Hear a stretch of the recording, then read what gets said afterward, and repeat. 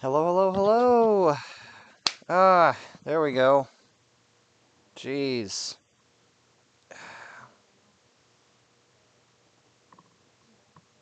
There's always something I forget to do.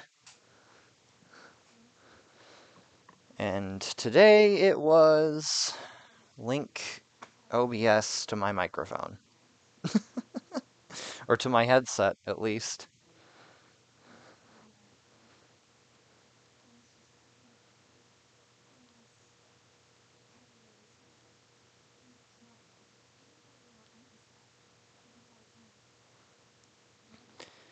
Hello, hello, hello, everybody.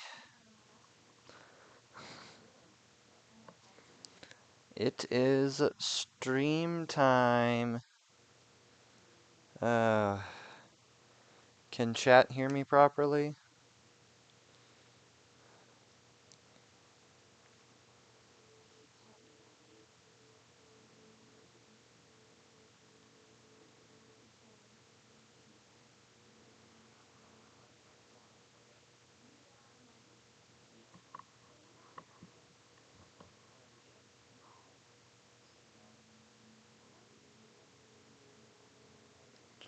Let's go. Um, so today I am doing a tier list, and it's going to be like my other tier list streams, where it's going to be, I rank blasters through kind of the entire spectrum of a toy blaster. So I'm not going based solely off of performance or mod potential or, you know, all that. I'm kind of going off of everything. So performance will be talked about. It's just not going to be the make or break deciding factor. And today we're ranking Pro Blasters. So let me get onto Opera here. Get onto my tier list. And yeah.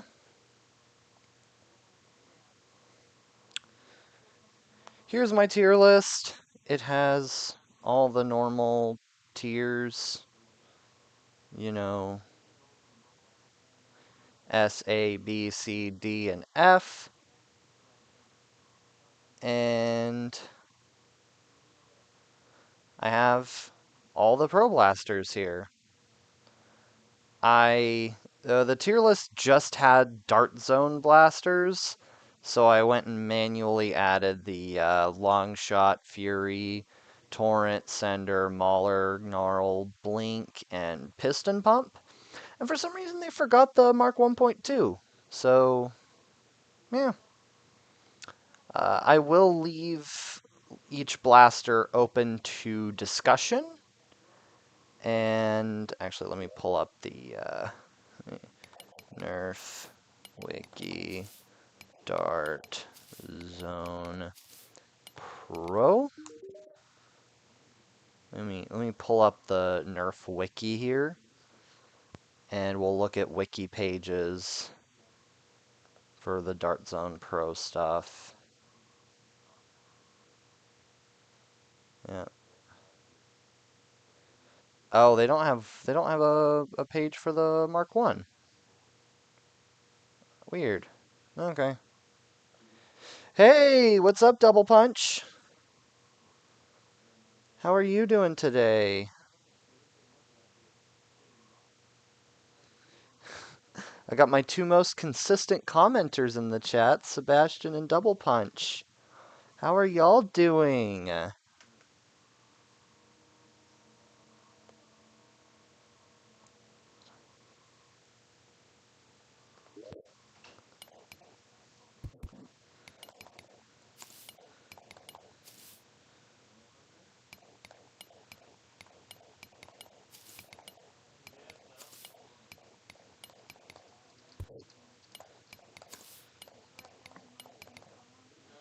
Nice. Nice to see everybody is doing poggers today. Ew. Uh, there we go. Adventure Force Tactical Strike. Oh yeah, I forgot it was Dart Zone's rival line before it was the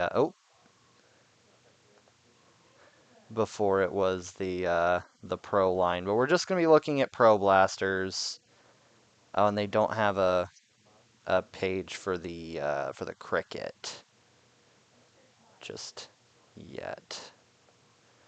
Um, yep, I'm pulling up all the pages I need to see here.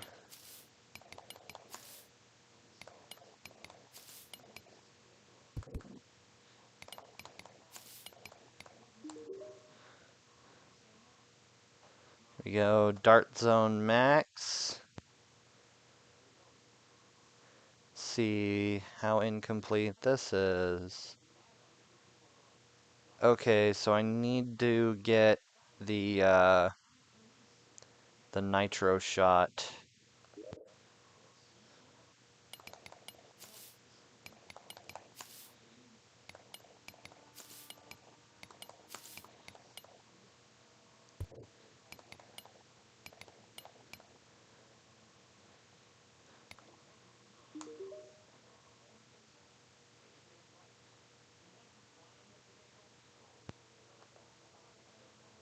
Um, I guess there's no wiki page for Nitro Shot Plus. That's fine. That's dandy. That's poggers. I can just look up the wiki pages for all the Nitro Shot Plus blasters. Um, yeah, Nerf Pro. There we go.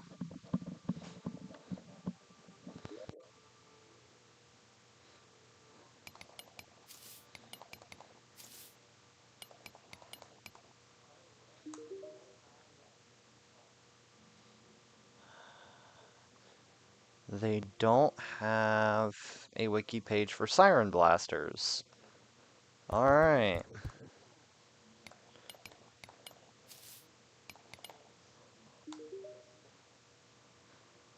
Sorry for all uh the searching around. I completely forgot to pull up all those pages. But now we can start with the Dart Zone Pro Mark 1.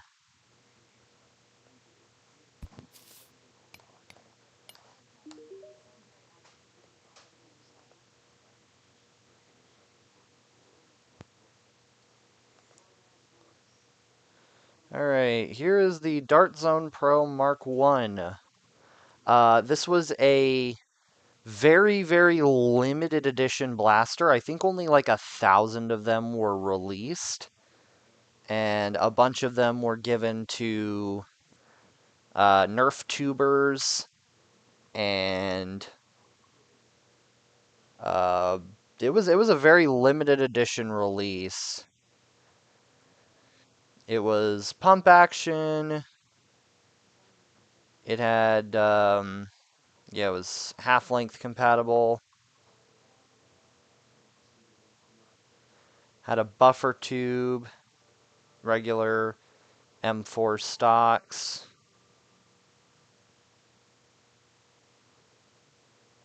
There was no jam door.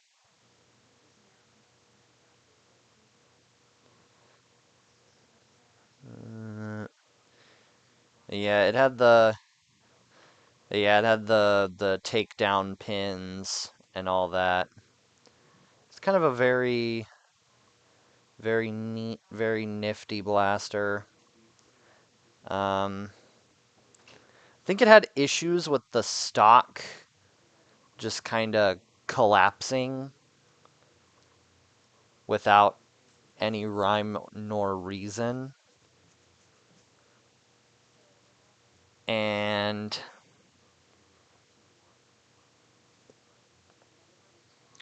Yeah, it was a good first run, but it did have some issues. I wish it wasn't such a limited edition blaster. What do you guys think? What do y'all think about the Mark 1? What tier would y'all put it in? It looks really cool, and I think it got about 150 FPS. I don't know. I think it got 150 FPS with. I think it got 150 FPS with half-length darts. Um, yeah. What tier do we put the first ever Pro Blaster?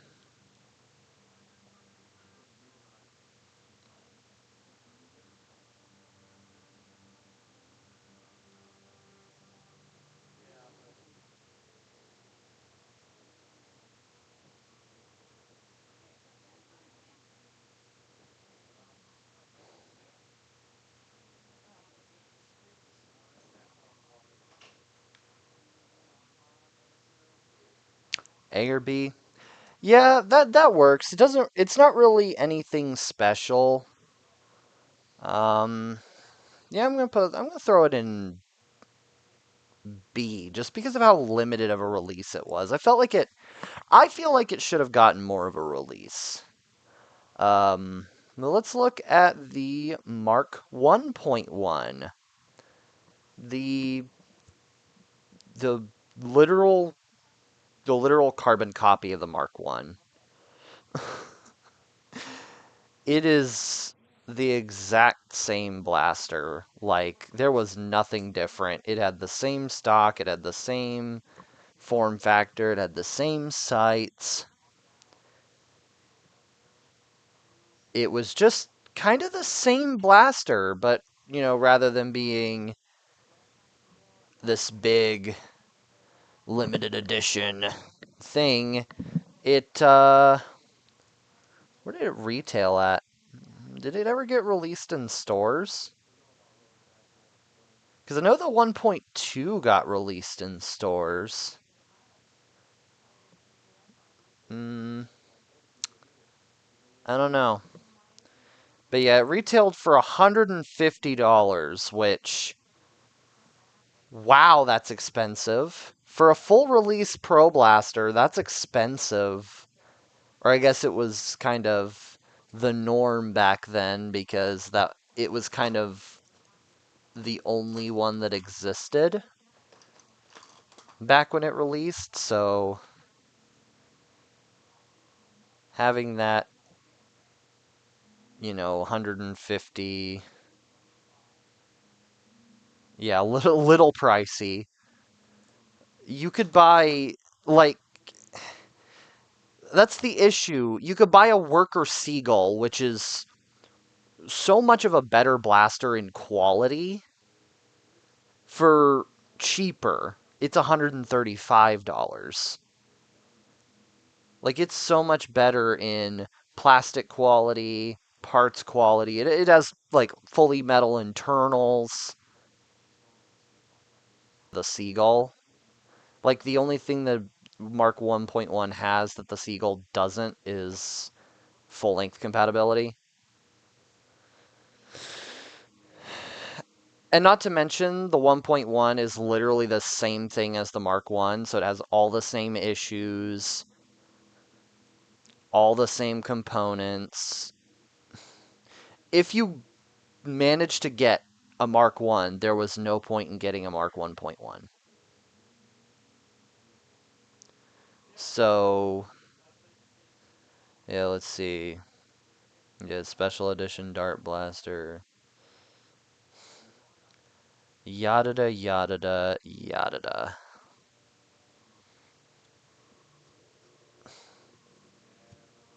It was still, 150 FPS, all that. Yeah, $150, $149.99. Way too pricey. Well, but I mean, here, what was the Mark 1? Mark 1 was. Oh, Mark 1 doesn't even have a price on it. I think it was the same thing, though. So, yeah. pretty expensive. It did have the benefit of being a full release, so I don't know what y'all think. I'm gonna put it in A. What do you think about A for the 1.1, just for having a full release?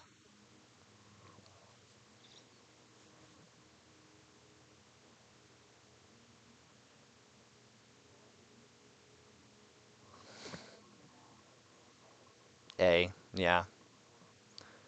A works.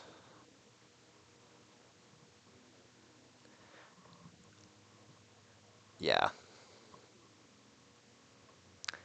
Yeah, A's a good tier for the 1.1. All right. The Mark II. The Mark II. The pistol, the little pistol. This little guy. The Mark II is actually currently available right now. It got a Nitro Shot reskin. Well, two of them. One in purple and one in eye melting lime green. And the Mark II was the sidearm equivalent for the Mark I. It was a pistol, it had an internal magazine, it came with two speed loaders and this funky little muzzle device. Uh $80 though. 79.99. And the Mark II now, if you get the Nitro Shot version, retails for $45. But this thing was 80 when it first released.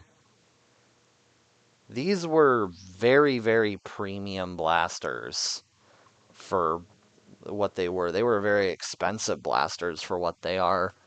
And I have my Mark II actually right next to me because I was plinking with it today. And yeah, it's a fine blaster. It's really neat. It's nifty.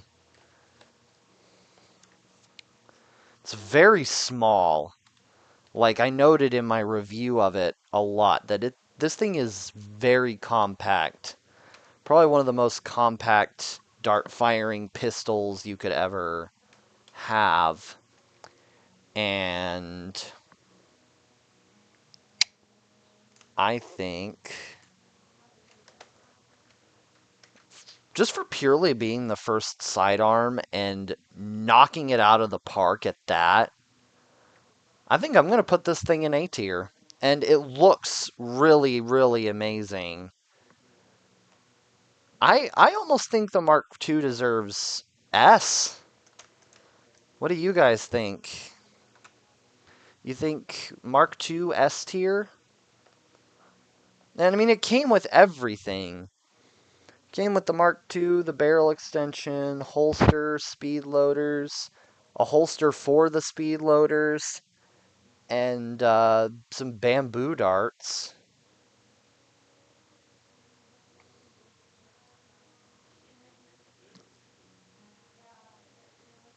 Like, it came with everything, and it hit like 150 FPS too. But I mean, just look at this thing. It looks so pretty. Not really pretty. It just more looks badass, I guess. Like, that is probably one of the cooler Nerf pistols to ever be released. I'm gonna throw it in S.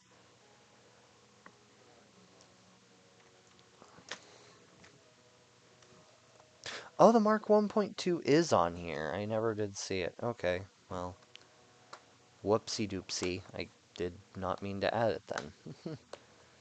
I thought they forgot the Mark 1.2, but no, it's right here. Alright, Mark 3. The Mark 3.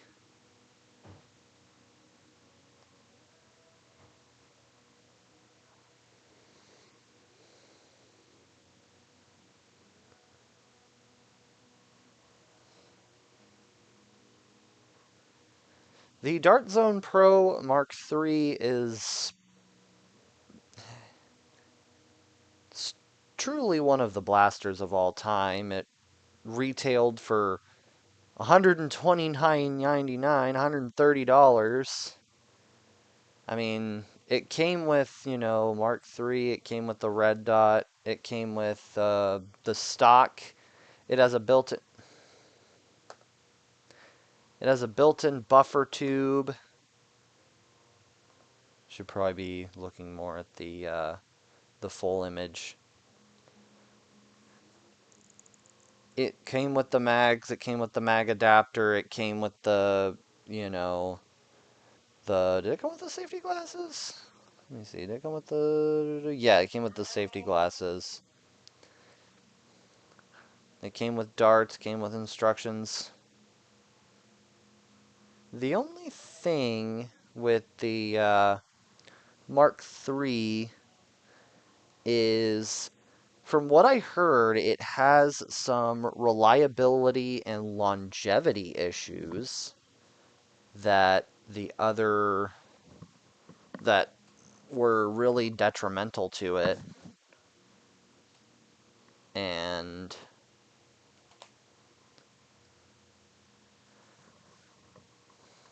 I mean, you can get it on Dartzone's website still for I think $40.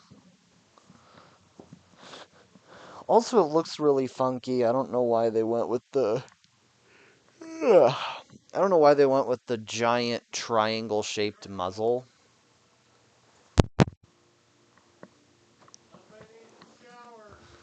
So it's definitely a weird looking blaster. I mean, it's a Stryfoid, so yeah. It has select fire, which is cool. I mean, it has that going for it, but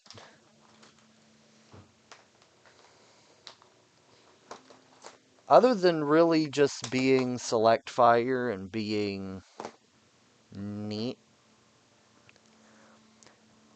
it's kind of a middle of the road blaster, but I think that's just because I'm so used to, like, everything being a pump action Springer or a Stryfoid that it's just so. It's bland. I think they could have done better, honestly. The only thing that's really unique about it is that it's select fire and its appearance.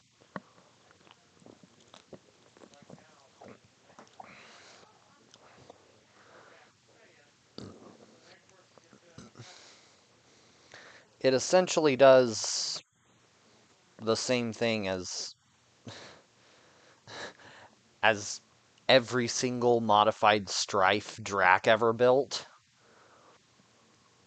I'm gonna throw it in C tier. I think it's just kind of the most boring of the original Pro Blasters.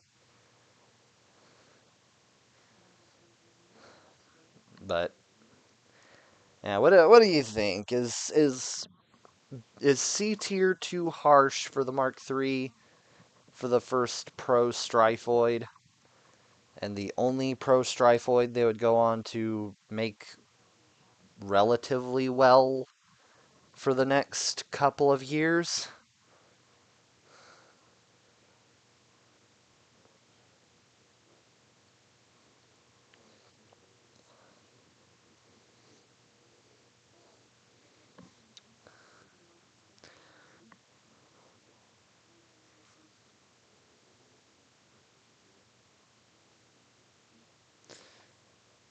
B.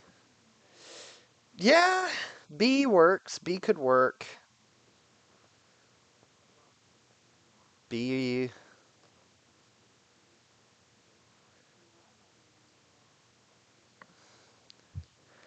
I don't I don't see it in B though. Could you explain, Sebastian, in why you think it would be B? Because I don't see B. I think it looks kind of ugly. I think it's kind of bland, and it's pretty much just, in terms of performance, just kind of every modded Strife ever. So, what what is seen better in this thing?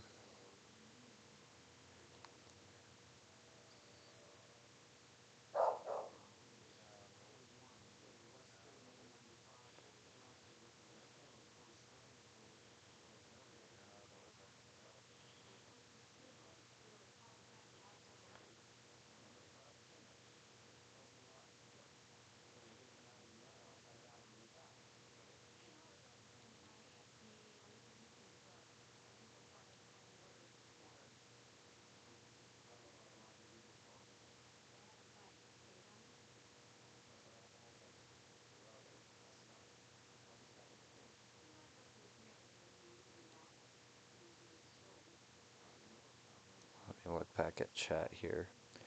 Reliability issues, but it was the first officially released Pro Strife, but C can work. Yeah, I'm just seeing like it doesn't do anything special. It doesn't it doesn't bring anything special to the table. It's essentially a modded Strife. Mm,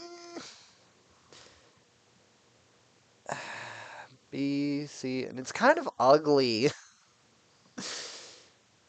Yeah, I'll keep it in B for now. We'll see. We'll see later. We'll see if that changes later once we get into the more unique blasters. Um, let's look at the 2.1.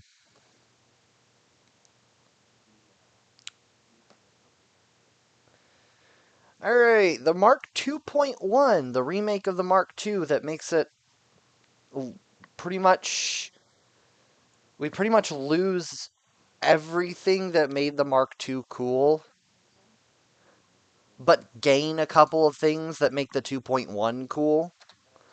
Like, we lose the giant muzzle device, we lose the compactness, we lose the internal magazine we get box magazines, and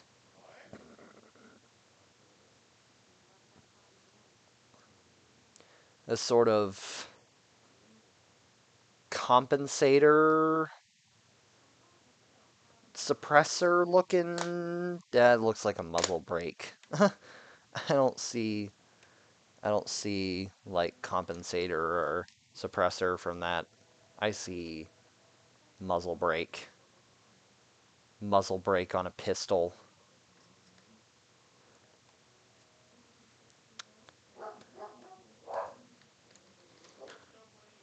So, what do we see in the Mark II?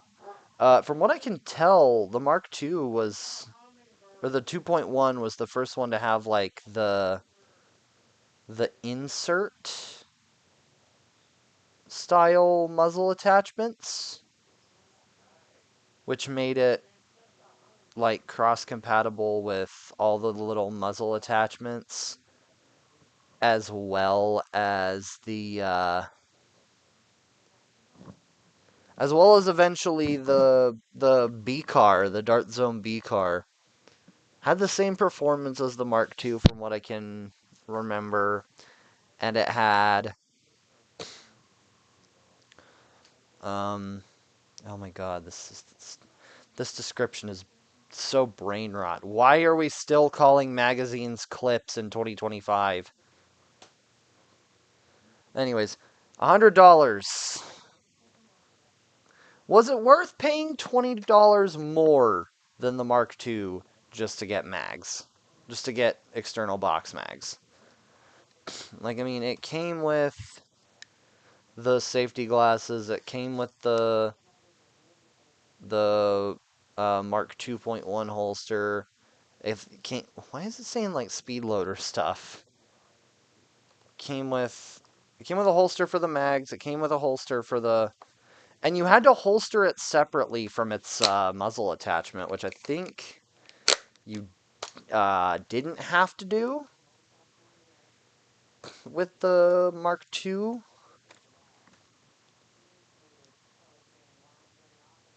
I feel like it was overall kind of not worse, but just worse.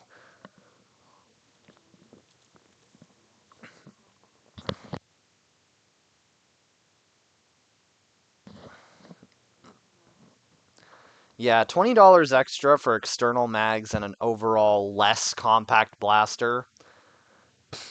Like, it gives the hand cannon feel. Like, especially if you put, like, one of the Adventure Force muzzle brakes on it. It'll give you, like, the hand cannon feel, but yeah, it's uglier overall. It's just... It's the Mark II, but everybody complained about the fact that the Mark II didn't have external mags.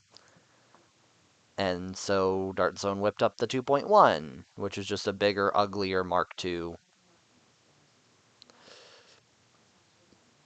But I mean, still, we don't have a lot of mag and grip Nerf pistols. Because I mean, most Nerf pistols, even still now, are either revolvers or internal magazines. So I'm going to throw it in A tier. So just for the innovation, but yeah, it's a little overpriced. It's a little overpriced. It's a little just ugly. What do you think? What's a good tier option for the 2.1?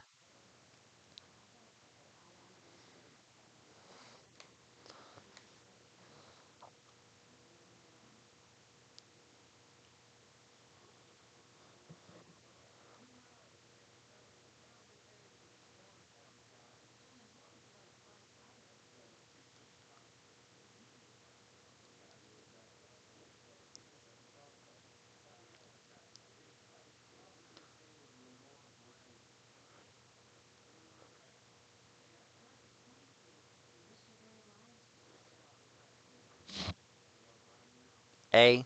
Yeah, I'd say A. Bit worse than the 2, but pretty decent. Yep, it was pretty good. I got to hold one, I think. Yeah, I think I got to hold one at my last Nerf group meet because somebody was using one as a secondary, and it feels nice. I'd like to hunt one down and get my hands on it. But yeah, let's look at the reverse. Well, not the reverse, the kind of opposite. Let's look at the 1.2.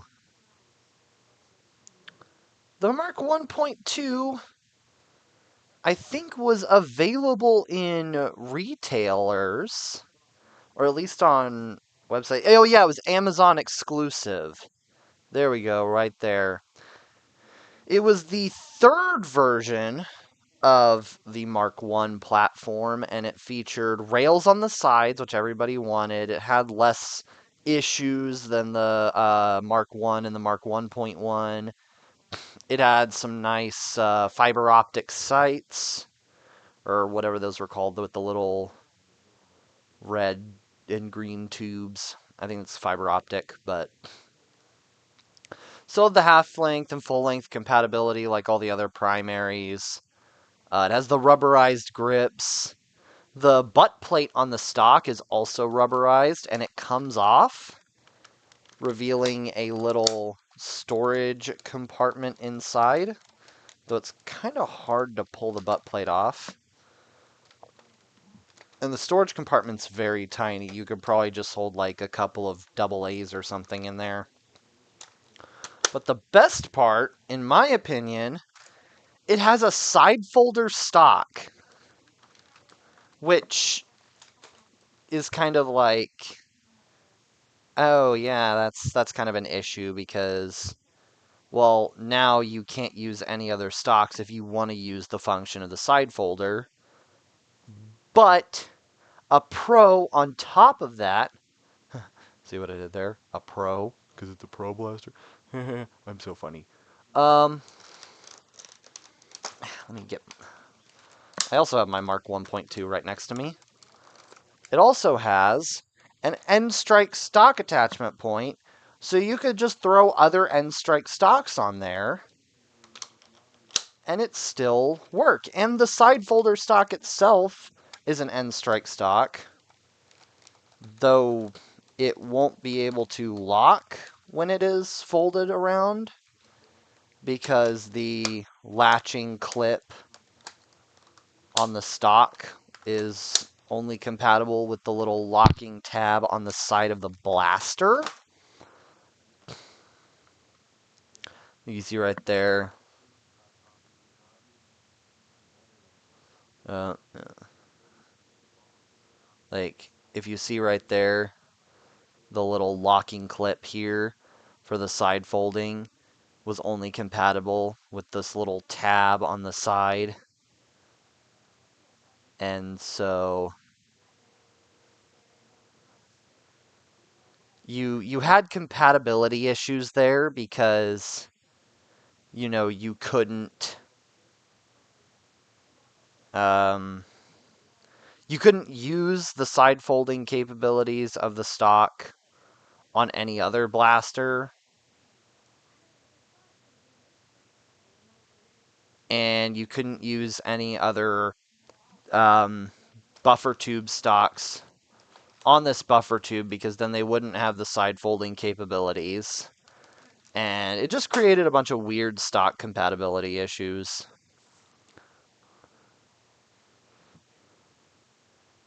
But this blaster has one big bonus to its name, and that is that it hits around 200 FPS.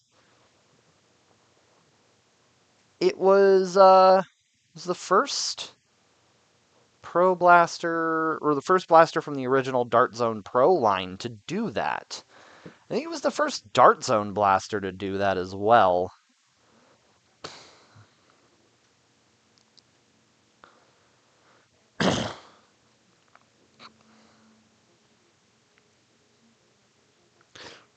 Yeah, the stock would be a lot better if it had an internal locking mechanic. So with no matter what blaster you used it on, as long as it wasn't overly chonky, you could still side fold that stock. But it was still a nice looking blaster. It also had the cross-compatible muzzle device that you could just pull out and put on whatever else, and it's also compatible with the Dart Zone B card that came out 2 years after it.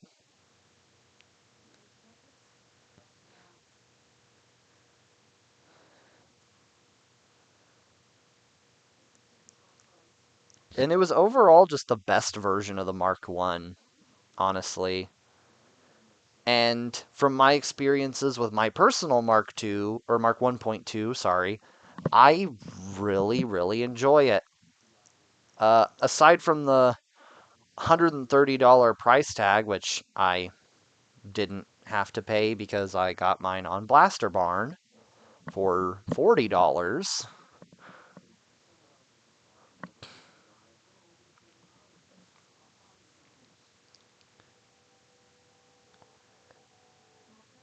It was pretty good. Again, it has 200, it hits 200 FPS out of the box. It has the same takedown mechanic as the Mark 1 and the Mark 1.1. It's just a really nice blaster. It has rubberized grips, which I think they've all had rubberized grips except for the Mark II, because it has little metal plates on the side of the grips. But yeah, that's pretty much my things, and even with all my gripes, I would still put this thing in A. What do you think? What do we think? A or S? I mean, it comes with more features than the Mark 1.1 for a cheaper price tag, and it was on Amazon too. So,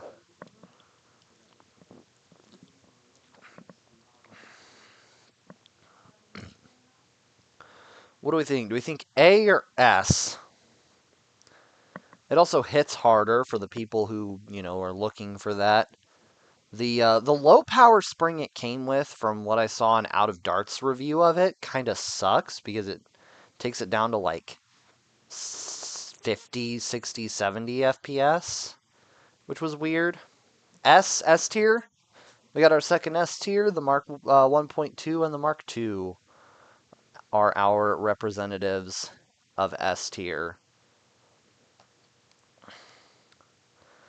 All right, we go to our final blaster from original Dart Zone Pro. Because it's cheaper on Amazon. Cheaper and it's on Amazon and better FPS. Well, higher FPS doesn't mean better FPS.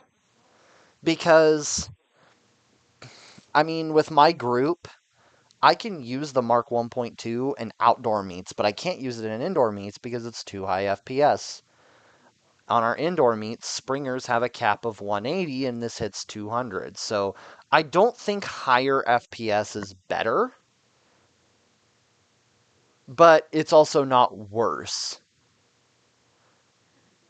It does make more options, though. So I will give it S tier because of that. It is another option for people who are looking for higher FPS. Let me check my stream so far. Okay, we're doing good. Um, yeah, I don't think it's yeah, I don't think FPS is really negotiable. I mean, if it functions and if it gets, decent FPS, I think it's good. Now we get to the Mark IV, the Long Boy, the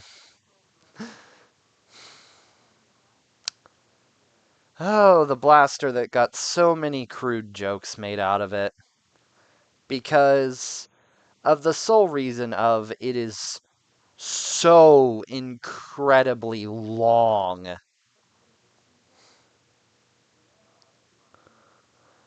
I have a Mark IV, and I am no small human. I am about 6 feet tall. I am wide. I have I don't say I necessarily have short arms, and I still have issues sometimes with wielding this behemoth of a blaster. And it is truly that. It is a behemoth. It is massive, and that barrel makes it even longer. The supercharged barrel attachment, which is the reason everybody made so many wiener jokes about the Mark IV.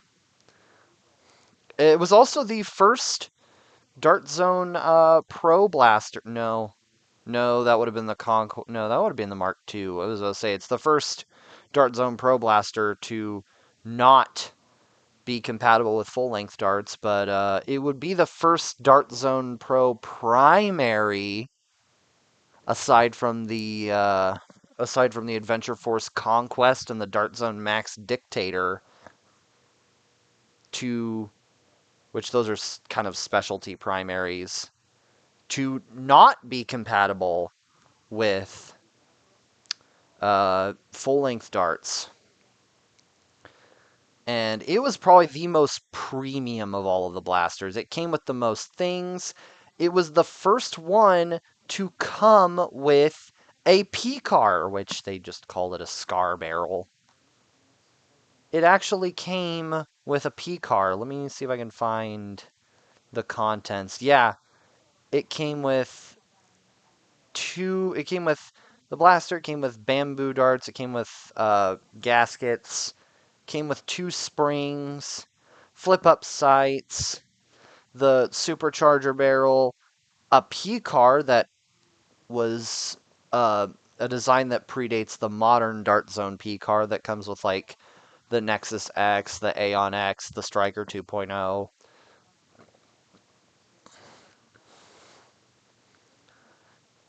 It has the safety glasses, it has a bunch of darts, it has 2 magazines, and yeah, it came with a lot of features. And I personally love this blaster because I relate to it on a spiritual level. Uh, Not for the reason one would be thinking, but for the reason of it has a power stock. I just got through making, well, about a month ago, I got through making a power stock for my Recon, and I kind of reminisced about the Mark IV because it also has what's essentially a power stock. The spring goes all the way back into the stock here, and with it being an end strike stock, you can remove the stock, and that's how you spring swap, which is really, really funky.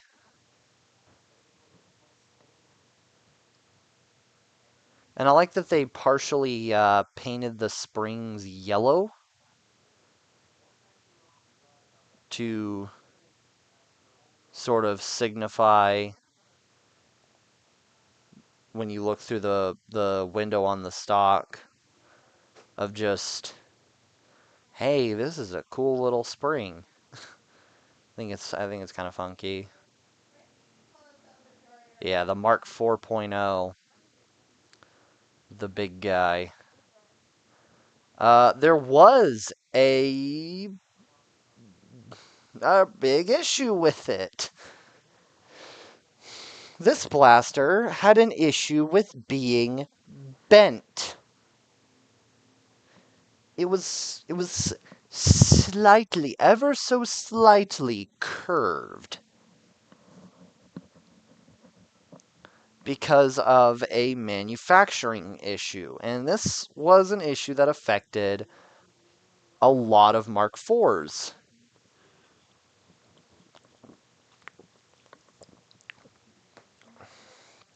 To the point where like, and it was a slight bend from what I could see of bent Mark IVs. It was not a massive bend. It was not super bent, but it was slightly bent. And I mean, the one I got has a rail riser that doubles as a straightener, so it's not as bad. It's not even really bad at all. Um, but yeah, other than the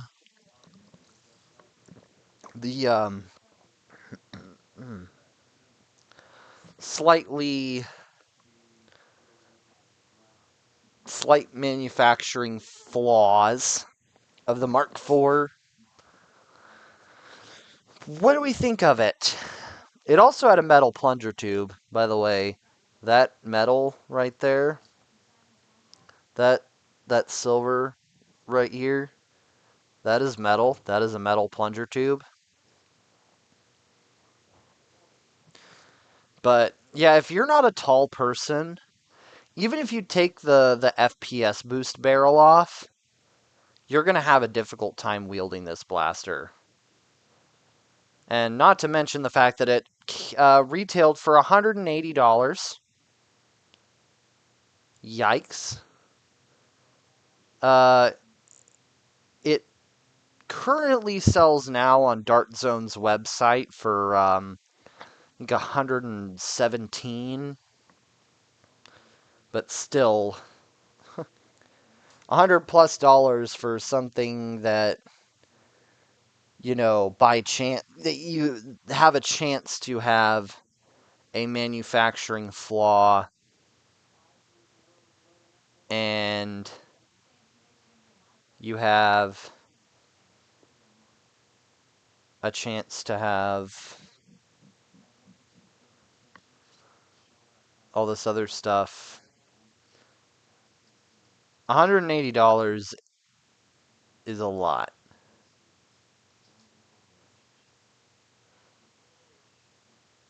So, what do we think?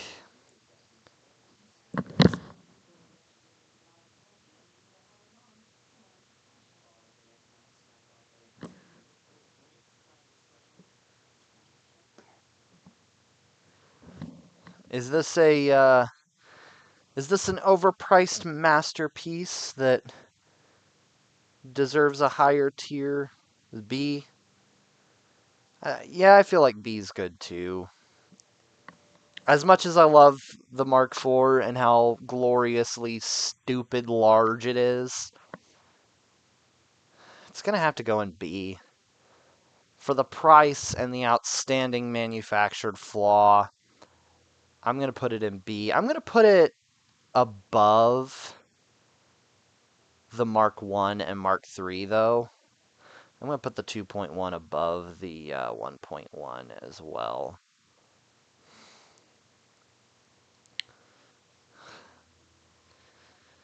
But yeah, that's kind of how it to.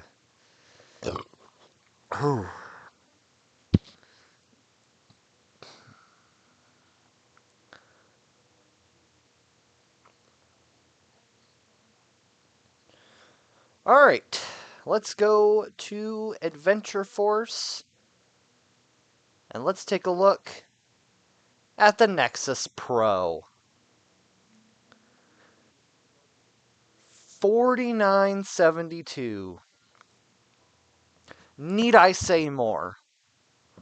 A Mark 1, essentially a Mark 1 for $50.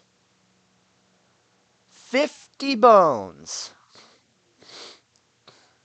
And it's almost everything you got out of the Mark 1 or Mark 1.1. 50 bones. Need I say more? No, but I will say more. Ah, you gotta leave, Sebastian. That's cool. See you around. Maybe you'll be able to catch the next stream. Yeah, it was a pretty good price. It hits, 150 FPS. Has the full-length darts, has the half-length darts.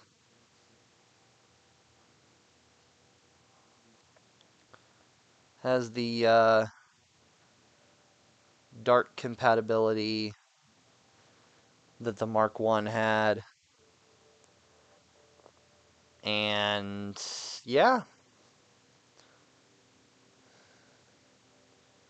not really much else to say. I mean, this kid's having a grand old time. It didn't have the stock collapsing issues that the Mark 1 had. It didn't have all that. It was just an overall solid blaster for what it was. The only thing that I know caught a lot of people off was the rails being offset, and I'll admit that was a weird decision, but it was cool. It was cool that it came with that muzzle brake looking thing, and it was the first blaster to actually have that cross-compatible friction fit muzzle attachment.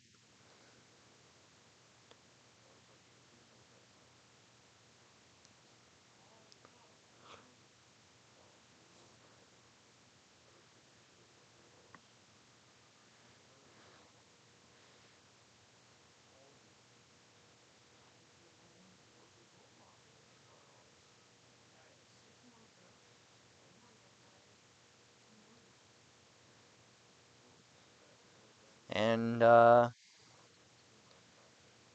it's overall a pretty neat blaster. I have a Nexus. The only issue is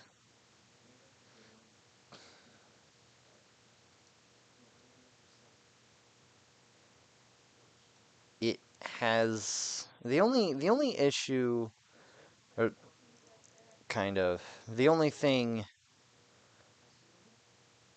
I had an issue with was it has a little bit of prime slop.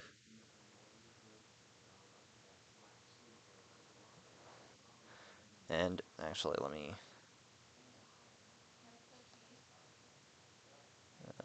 just go kind of into here.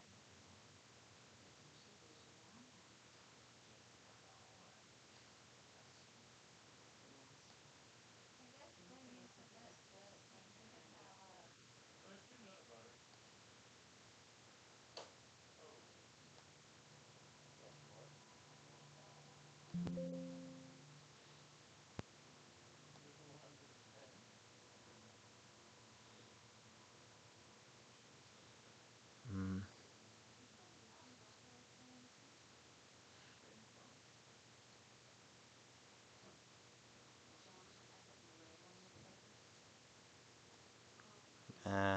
Whatever. I forgot to put tags on the stream. That's fine. But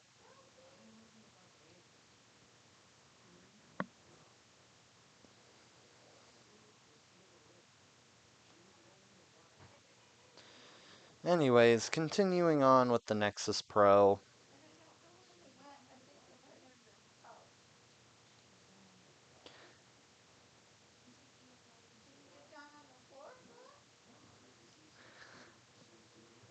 I mean, the only issue I have with it is it has kind of a little bit of prime slop, but other than that, it's pretty solid. I know other people had issues with the offset rails, but I don't think it's really anything too bad. Um, I think this blaster ought to be in B tier. Not. Oh, no! No, no, no, no, no, no, no! I closed the. Hold on. Oh, that was an old. That's an old screen. Jeez.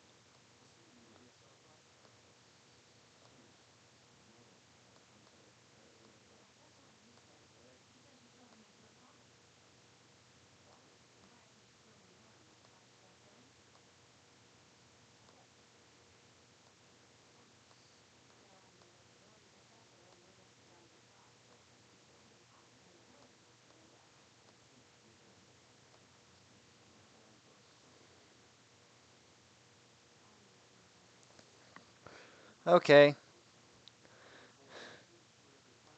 we're good. Okay.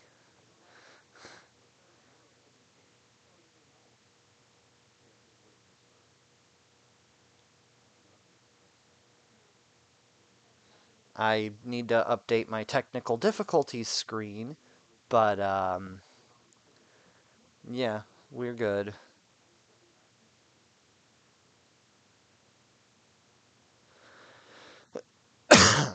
So, what tier do we put the Nexus Pro in? I'm saying B. I'm gonna put the Nexus Pro in B.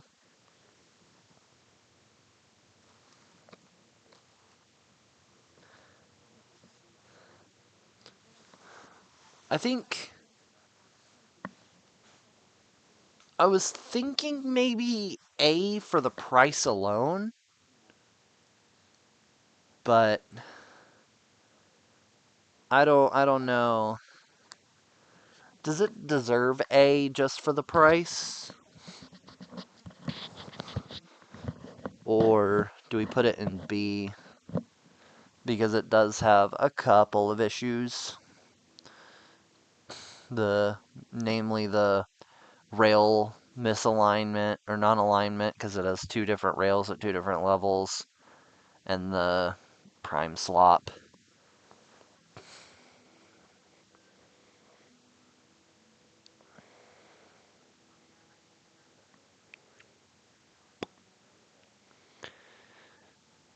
Yeah, I think B tier.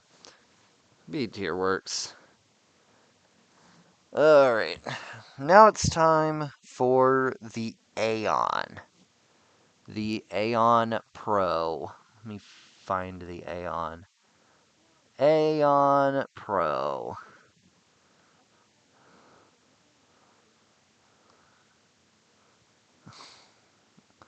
Ultimate Dart Blaster. There we go. The Aeon Pro was released in October 2020. It was kind of a smaller Nexus, essentially.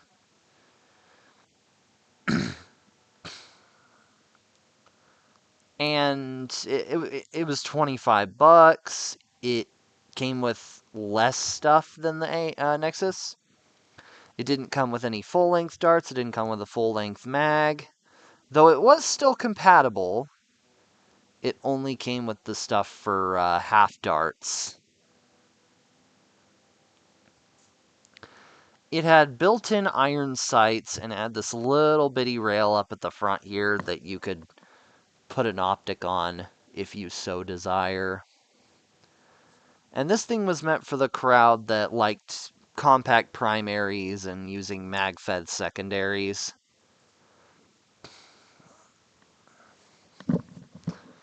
This thing is essentially the Pro Recon.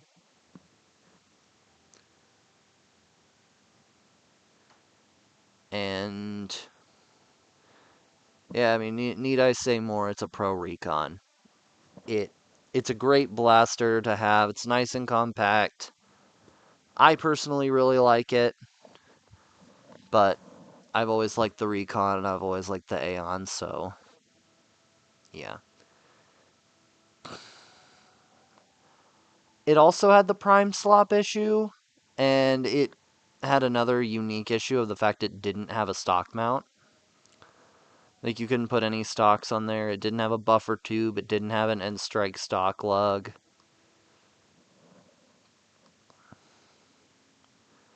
So if you wanted to throw a stock on this thing, you were kind of out of luck. But it's still pretty cool. I think it's neat enough. Maybe. Oh my god. That's kind of cursed. I don't know. I don't like seeing the Adventure Force Blaster in Dart Zone Max. Oh, I love the Aeon X, Sebastian.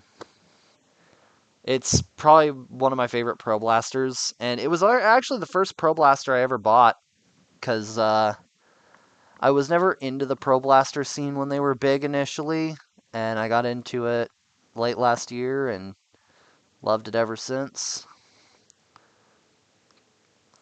But yeah, I'm gonna put the Aeon in. I'll put the Aeon in A. Bottom of A. It's not much better than the the Nexus, but I have a soft spot in my heart for the Aeon and the Recon, so I'm going to personally put it in A because of that. Up next is the Conquest. Let's find the Conquest. Uh, what is there to say about the Conquest?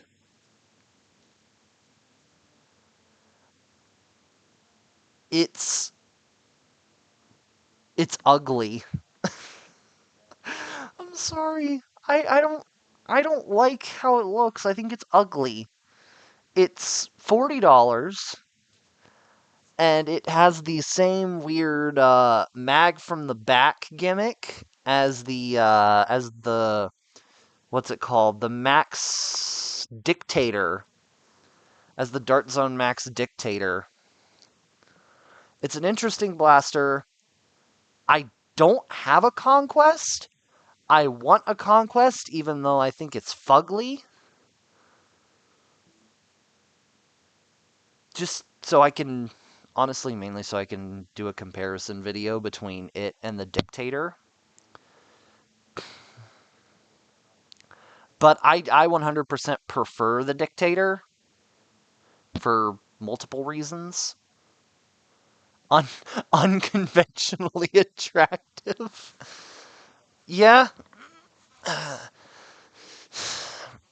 I'm sure there's somebody out there who likes how this abomination looks.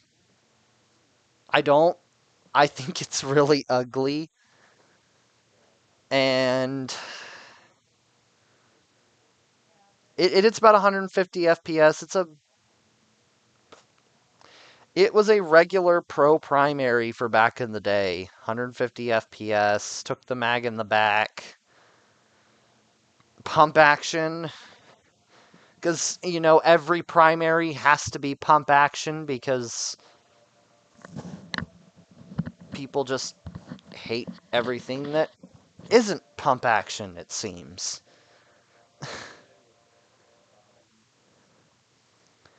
So, yeah,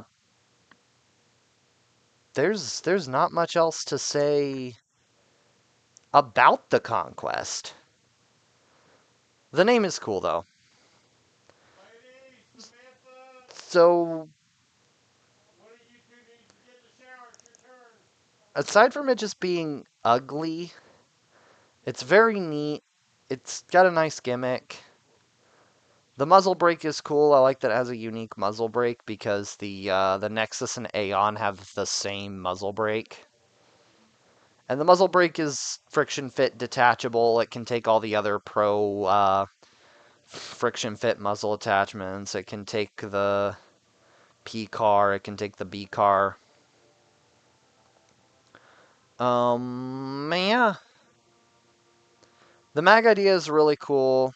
I think I'm gonna put this little worm in B tier. I'm gonna put it at the bottom of B tier because the gimmick and the uniqueness saves it from being C or D just because it's so ugly.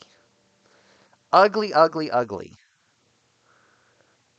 Ugly, ugly, ugly blaster. I don't like how this thing looks.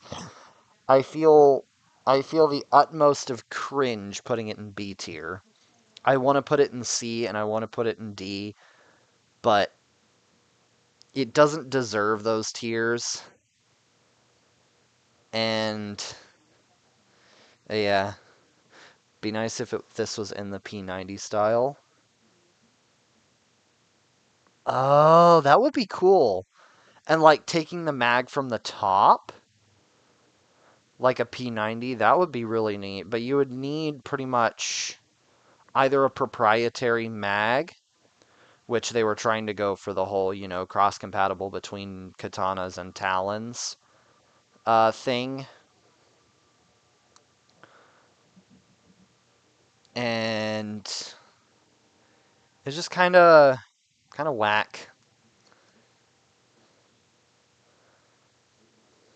Yeah.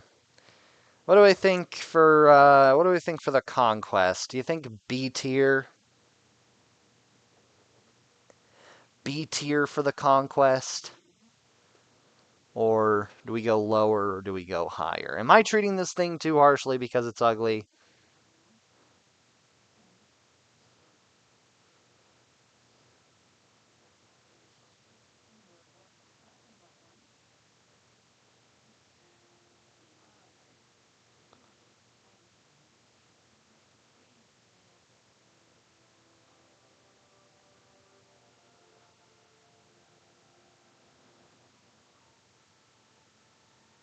I think B. Yeah, I think B is good too. Oh, speaking of blasters that are going to inhabit the lower tiers, let's talk about the Douche Pro. Let's look at the Deuce. What do we want to say about the damn Deuce?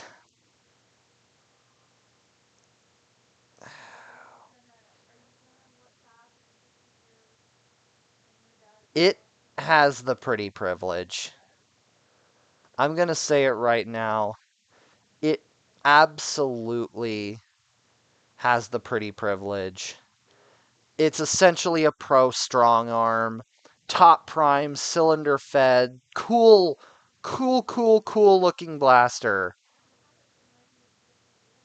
But there's one thing that takes this thing down, and it is that it has constant feeding issues.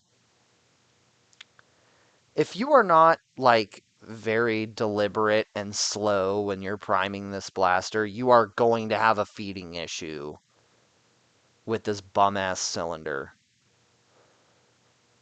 Like, it was a mid blaster. It had this weird rev trigger style safety that the Liberator and Sentry, the rival style blasters, had.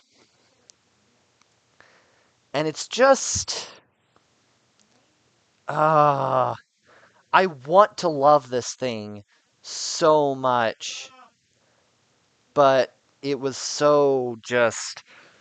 And I mean, it had everything. It came with extra cylinders. It came with 3 cylinders. It came with a cylinder holster. It came with a holster. It had a barrel extension. It had the half-length darts. It had everything, and it just didn't work properly.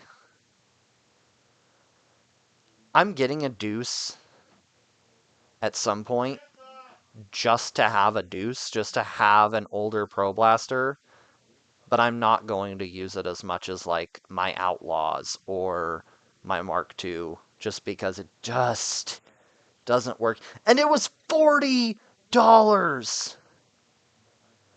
It was $40. Why was it $40? The Outlaw was 30. And the Outlaw was 30 and it was a decent price. It was a little high for a pistol, but this thing was $40 and it had such feeding issues. Yeah, I gotta put the Deuce in D. As much as I love the form factor, because it looks like a Luger. It looks like a really cool, like, revolver Luger style blaster.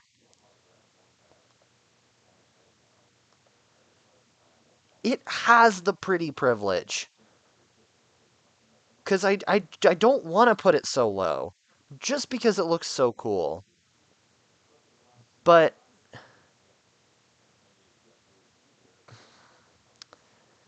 it just doesn't have that. It just doesn't have the feeding. It's just unreliable.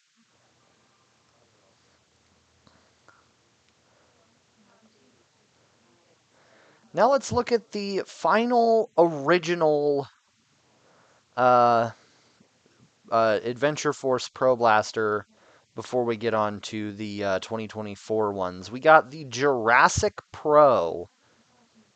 What do we think about the Jurassic Pro?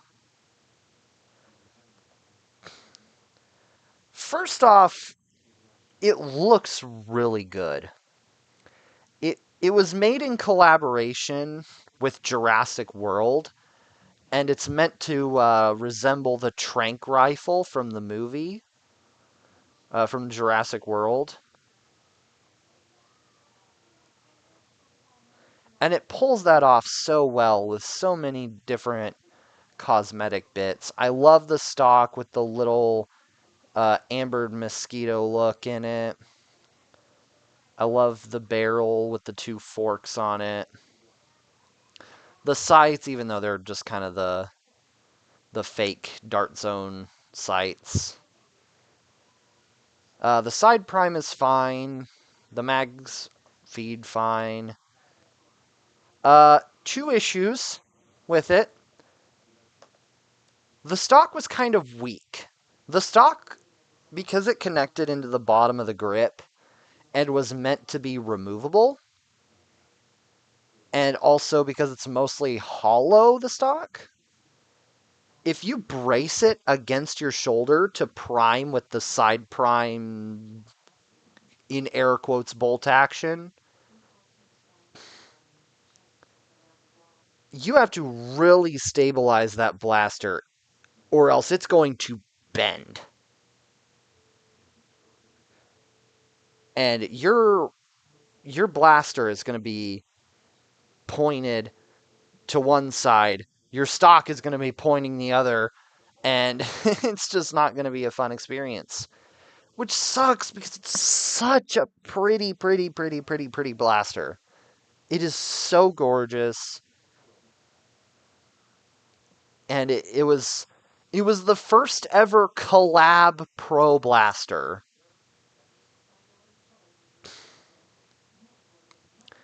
And they oh, sorry. And they never did another collab Pro Blaster again, which sucks because this thing is so cool. And I mean, just for the bend and for the price, I can't give this thing S tier, which is what I want to do. I'm going to put it in A tier, which I'm going to put the Aeon above the OG Pro Blasters. I'm going to put this thing above the 1.1 but below the 1 point or the 2.1. And yeah, I think it's A tier. It feeds well, it works well. You can take off the barrel, you can take off the stock to make it compact for storage. It works amazingly. The side prime feels nice. And you can screw off the priming handle so you can put it in on the left or the right. It's fully ambidextrous, which is great for me because I'm left-handed. And it had the potential to be a great side prime Pro Blaster, but the cost being $65 compared to the Nexus being 50, and the Striker was 50 too. And then just the stock flexing, or the stock being in such a way that the blaster would just bend on you if you primed it while bracing it against you and not really like gripping it at the front, you were just going to have issues.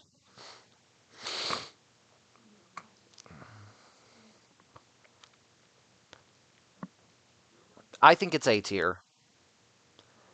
And I mean, as much as I'd hate to say this, it does kind of have an excuse to be more expensive because it has the whole, collab tax of, anything relating to a collab is going to be more expensive.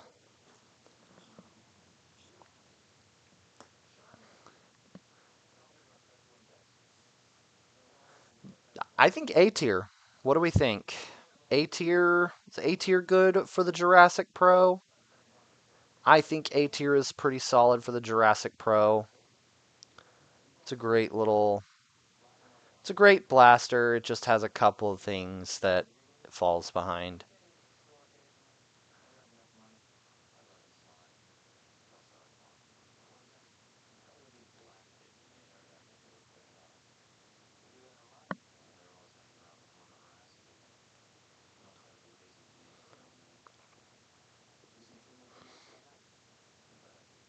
All right. Next, we got the Nexus. Oh, energy saver is on.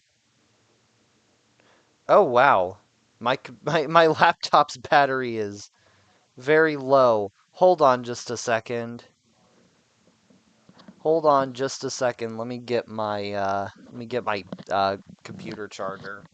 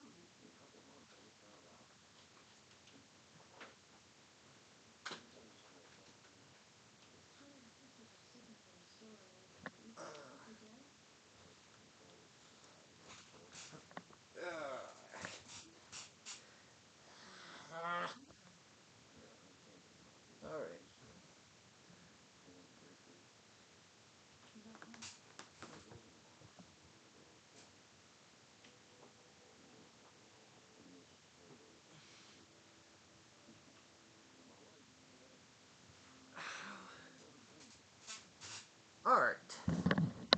All right. All right. All right. All right.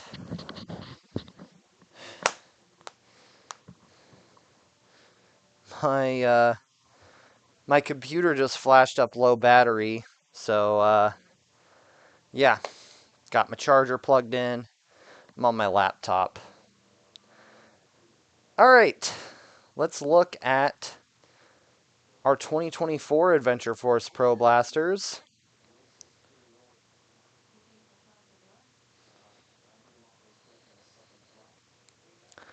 And we start with the Nexus Pro X. Let me just say, what a glow up. What a glow up. The Nexus Pro looked cool, but the Nexus Pro X is beautiful. I love the purple. I love the camo. I love the sort of synthwave design for the logo.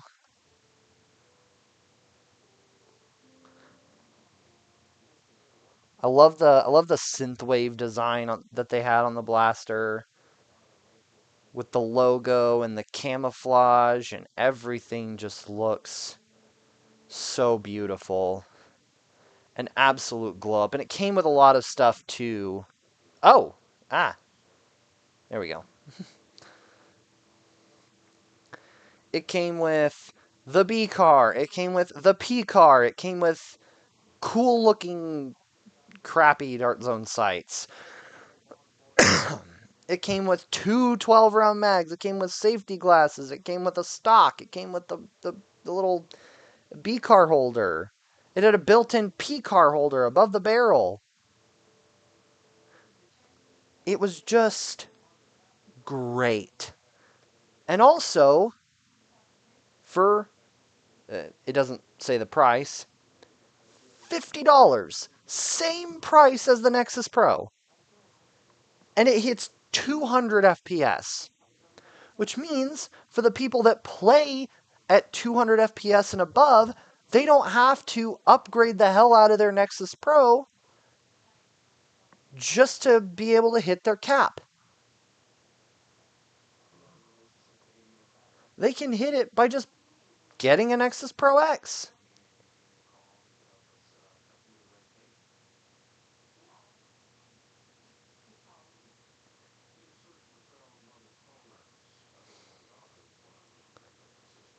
And it works. It doesn't have the prime slop the Nexus Pro had. It doesn't have the weird, wonky rails that the Nexus Pro had. It does have one problem that a lot of people, or not really a problem, but a feature that a lot of people deem a problem. It has a height over bore issue. Because it has essentially a fake barrel above the regular barrel, which I wonder if somebody's ever tried integrating a little rocket into that. That would be cool to integrate an out of darts little rocket into that thing or into that space. But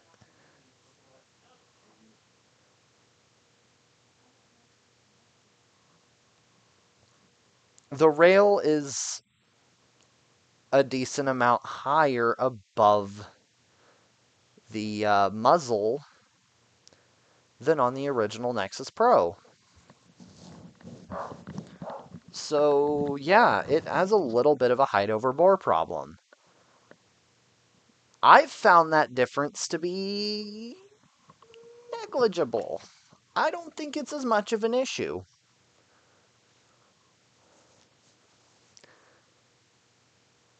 But yeah, I think it's a great starter pack to be or to get to be into pro now because has it has the cool factor, it has the performance, it has all that. Two magazines, a B car, a P car, the sights, it just looks great. And it works great. And I don't say this very often about the Dart Zone blasters because some of them have whack foregrips. The foregrip is really comfortable. The stock foregrip is really comfortable on the Nexus X.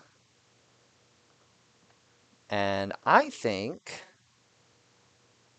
it goes into the top of A tier.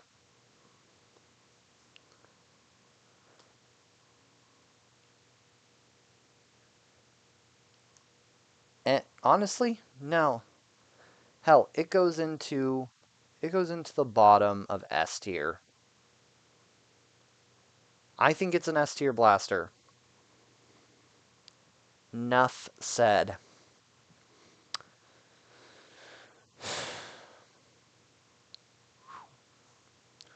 Let me see if I can find the...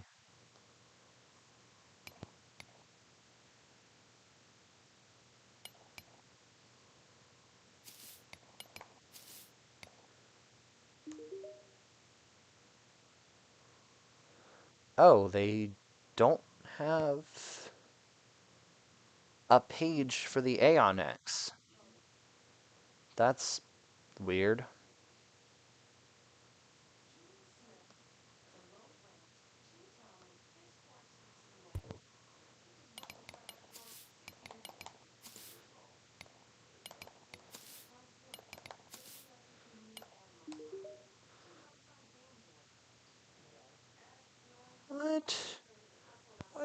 What? What? Well, you know what? I own an Aeon Pro X.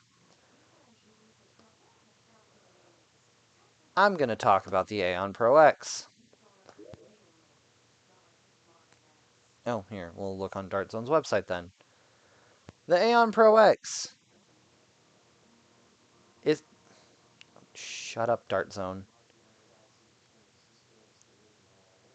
They made they made a new version of the Aeon. They gave it the same synthwave goodness as they did with the Nexus X. And it still has the built-in rear sight on the grip, but it doesn't have the built-in front sight. It has a longer rail. It has a better rail, honestly. It's great for optics. It has side rails. It has a bottom rail, which is great for a foregrip. It came with the Dart Zone P car. It had a stock attachment point. It didn't have the prime slop, though it does have a heavier prime. I do know that. And holy crap. This blaster, I love this blaster. Honestly, it's my favorite Pro Blaster. It's my favorite Pro Blaster.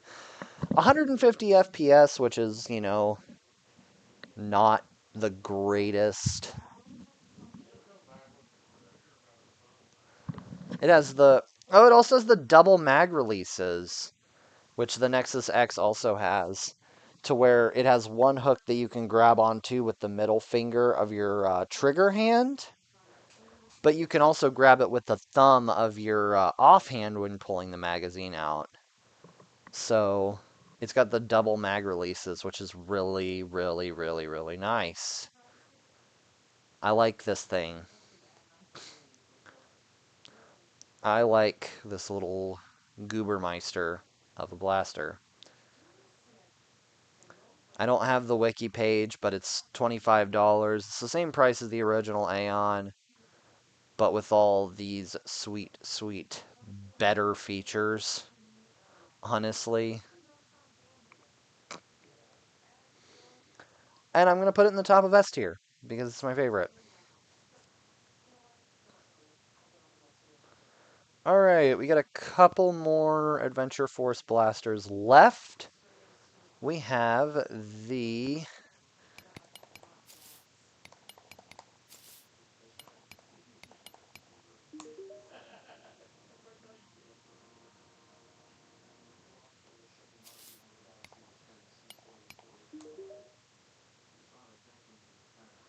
They also don't have...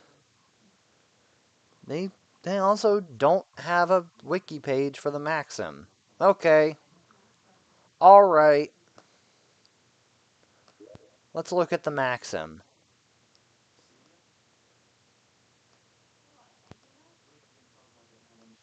The Maxim is... I'm sorry. It's a little boring. It's a Pro Strife. It...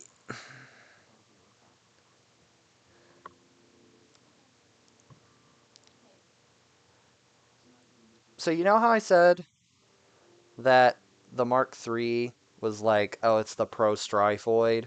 This is the Pro Strifeoid.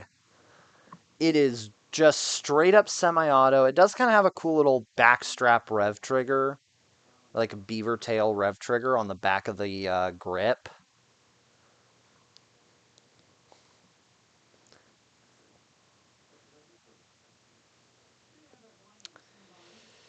It looks cool. Again, I love the translucent plastic. I like the way the synthwave pattern. It's nice. And to be honest, I wish we could get some X versions of other Adventure Force blasters. I feel like both the Conquest and the Deuce need a bit of a glow up. The Conquest in appearance and the Deuce in performance. But yeah, the Maxim looks nice. It runs on double A's, but it has a screw in the battery tray that you can remove, and you can take out the battery tray, and it's wired up to an XT30 connector, which means you can plug a LiPo into this sucker, or one of Dart Zone's Lion batteries. Like anything that has an XT30, or if you have like an XT60 to XT30 connector, you can make this thing take a rechargeable battery. You don't need to make this thing take double A's. It works really well on double A's. It takes 8 of them, though, which is a large amount of double A's, but it's a good blaster, and I'm glad they added that feature. It is also from what I've seen, the body, like the internals of the blaster, is fully compatible with the worker full auto strife kit. So you could make this thing full auto. It also takes the banana mag, which is cool. And the X blasters and the Maxim were also Adventure Force Pros, or in Dart Zone Max's conversion over from Katana geometry magazines to Talon geometry magazines. Even though all the blasters were compatible with Talons, this was the point where they switched over to just selling Talons, basically. The sights are a bit boring. They're just kind of really low-profile iron sights. It's also got an end strike stock attachment point, which just fully circulates the this is just a pro strife. But the stock it does have is basically an end strike to buffer tube converter, because this is a buffer tube stock. And this attachment has a buffer tube, so you could pretty much put any buffer tube stock on it. I like putting the Nexus X stock on it because it's really nice. What do we say? B tier? I think it's B tier above the Mark III because it also doesn't have the reliability issues. No, you know what? I'm going to put it above all of this stuff. Because, oh yeah, it's a Pro Strifoid for $40. It is the cheapest Pro Flywheeler we have ever had. Because the Mark III was like $130. The Omnia, the original Omnia, I think was 50. The Omnia Gen 3 is 90. And the Venom is 50. This one's 40. And it's at Walmart. You just trot down to your local Walmart and grab this thing off the shelf and buy it for $40 plus the cost of batteries. But still, it's great.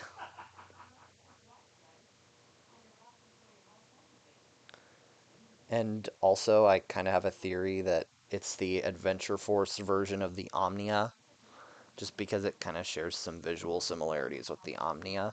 But yeah, what do we think about B tier? Is it B tier or is it A tier? Because I could go either way. I'm thinking B tier right now, just because it's just kind of not very special. It's a pro strife, but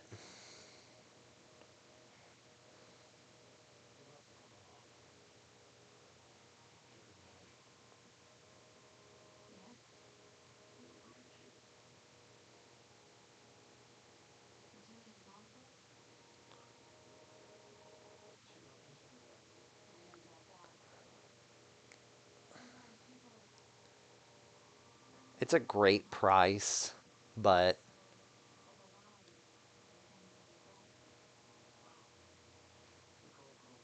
I don't know. It just still seems a bit basic. So I'm gonna put it in B tier. Unless I can get a reason that contests it being in B tier, it's staying in B tier. Alright. The final Adventure Force blaster that I feel like really shouldn't have been an Adventure Force blaster just because of how it looks.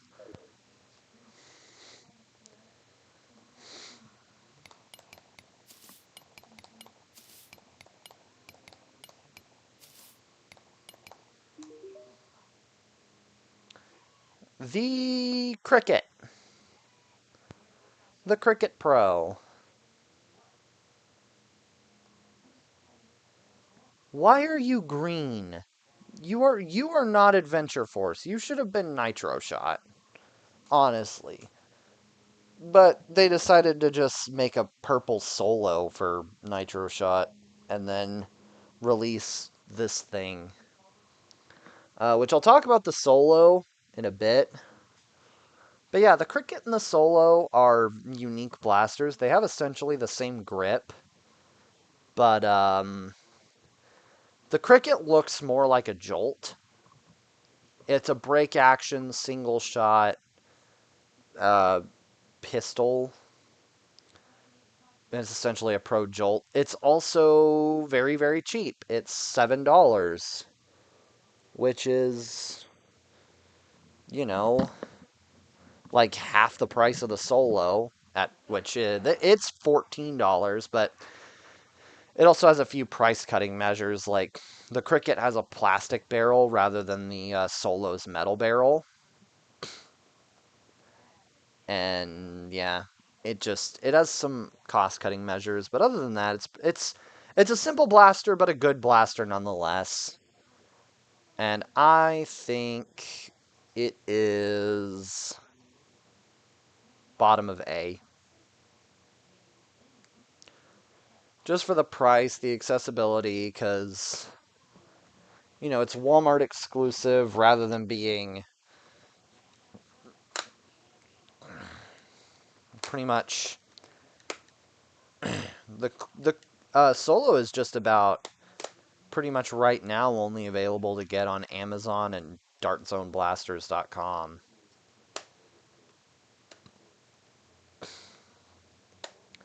So yeah, now we've gotten through Dart Zone Pro and Adventure Force Tactical Strike. Let's look at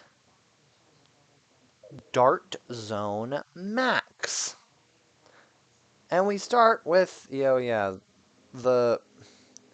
in places where Walmart doesn't exist, the Aeon, Nexus, Conquest, and Deuce also got Dart Zone Max releases.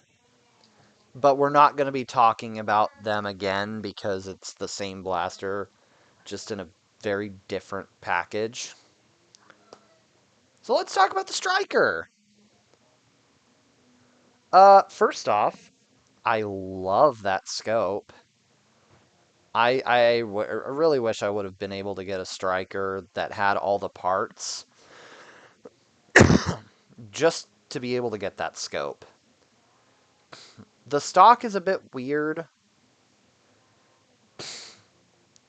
The cheek riser is up way too high on that stock.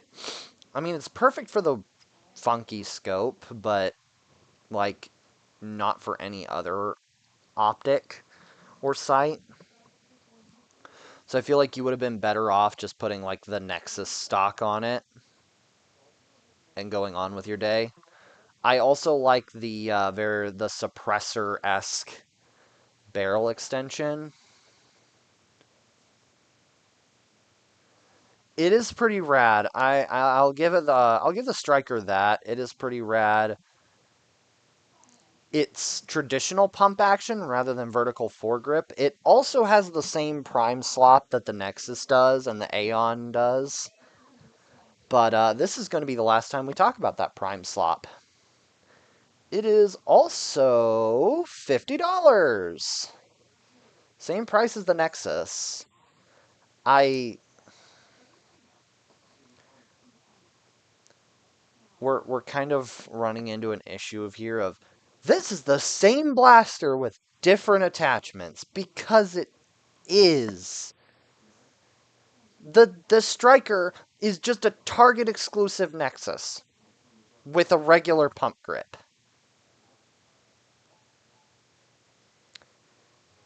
It is literally just a Target exclusive Nexus. And I like the Striker. It has some individuality to it, but it's the same thing as the Nexus. It it didn't even have any differences. It is almost one for one the same body. So aside from having like the uniform rail and the horizontal pump grip, it's just a Nexus, and it's gonna be put with the Nexus in B tier.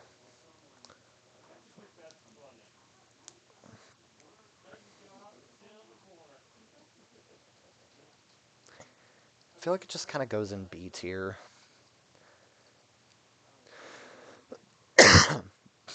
I don't like saying that, but it just kind of does.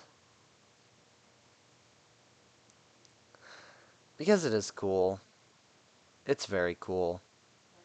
But I don't see it being anything higher than B tier. Alright. Let's look at this guy. The Dart Zone Max Dictator. I'm just gonna say this. The Dictator, so much better than the Conquest. Just in terms of appearance. The Dictator is so much better than the Conquest. It looks really cool. It has a stock. The sights look cool. The muzzle looks cool. It also has a cross-compatible friction fit muzzle. It has a traditional horizontal pump grip, which I feel like a blaster with that type of magazine feed should have. And it's just super dope. It has like let me pull this thing up onto the big screen. Look at it. And it was also the first Pro Blaster to come with a flip clip. It had what was originally like back in the olden days of N Strike called a flip clip.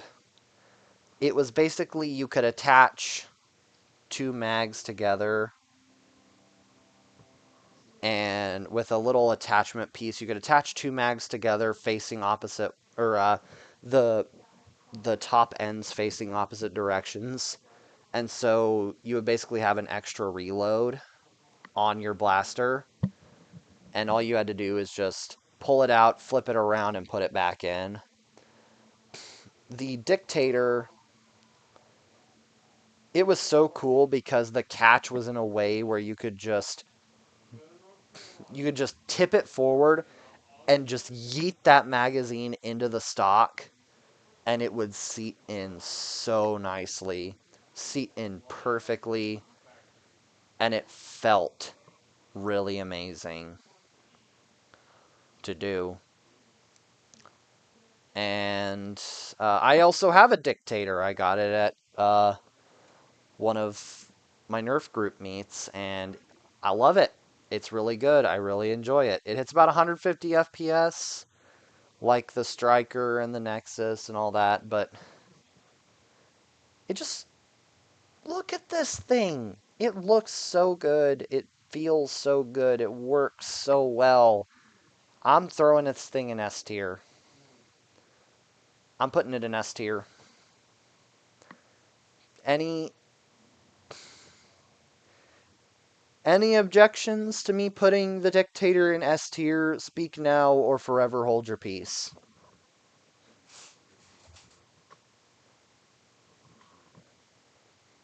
Because this is just a dope blaster.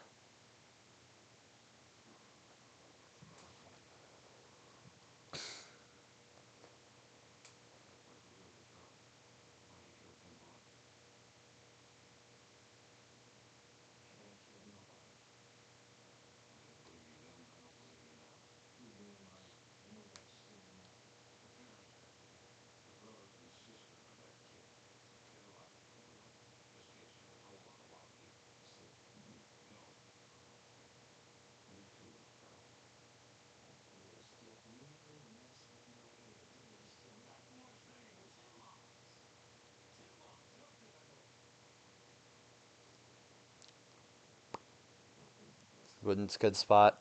S is good. Alright, going once, going twice. Yeah, we're keeping the Dictator in S. Alright.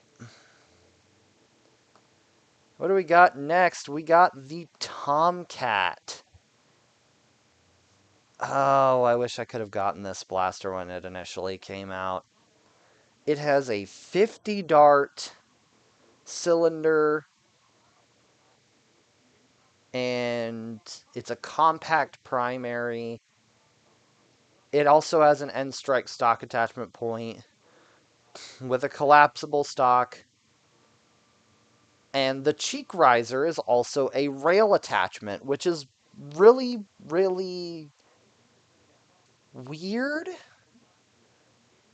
I mean, great, you can use it as a weird foregrip, unlike your Maxim or your Aeon X, but yeah, it's weird. But it also has a cross-compatible muzzle, if I recall correctly. As well as, I really like the sights. I love the rear sight with the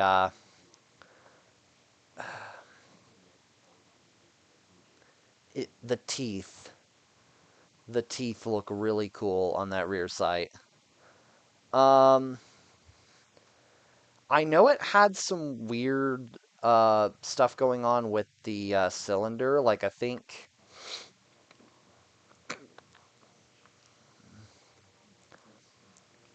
it was just hard to load the darts into the cylinder.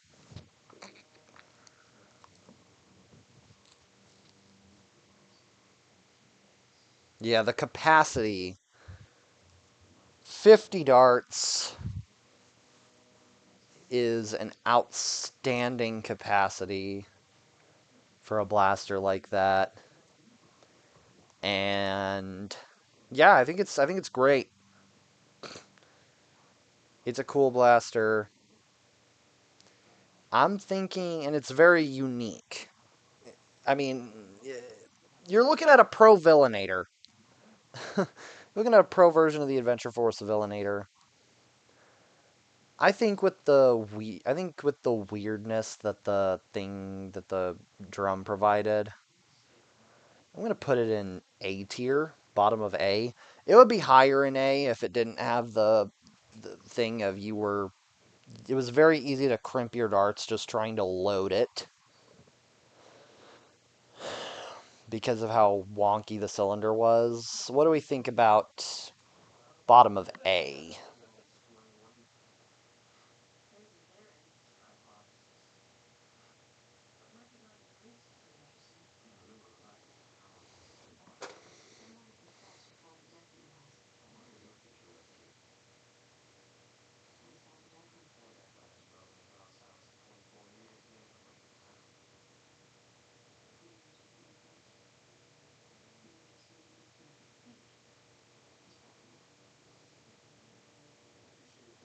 What do we think about bottom of A?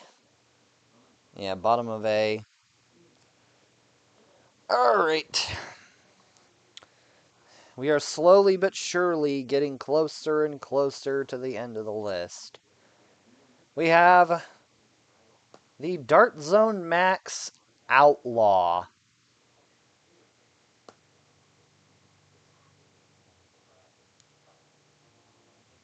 The drum is a bit bulky, but the stellar capacity makes up for it. Alright. Outlaw.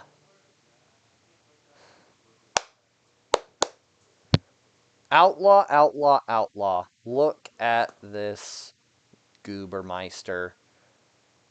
If you watched my Outlaw video, you'll know why I love the Outlaw. It's hammer action. It's bulky while also being compact. It's great. You can dual wield it really well. I've done it before. 120 FPS is what it hits. It's a great FPS range for a secondary. It's like the Deuce Pro on steroids. Yeah, I mean, not really. It's like the Deuce Pro on crack or acid, I guess. I don't know. It's a lot better than the Deuce in like every single way. It's got great rotation, it's got great feeding. great everything. Yeah, it does have the recolors. It has the recolors from Xshot, the green and the blue, which, yeah, reminds me of the pistol from Ultra Kill. How we now have the blue, the green, and the red. The Piercer, Marksman, and Sharpshooter. It's really great. Everything feels nice in the Outlaw. The trigger feels good. The darts, it feels good to fire. It feels good to prime. Though the prime is just a tad heavy. But that's the thing with hammer prime blasters, is hammer prime blasters just have a heavier prime. But yeah, I think it's overall pretty great. It's really great. It's S tier. It's S tier, and again, going on like speak if you could come up with a reason that the Dart Zone Max Outlaw is not S tier, speak now or forever hold your peace. I think this is the perfect pro pistol. I think this is the perfect pro pistol. It looks amazing, it feels amazing, it performs great. It does what it's supposed to do for a pro secondary. And I think it's S tier. Especially with how much of a glow up it is compared to the Deuce.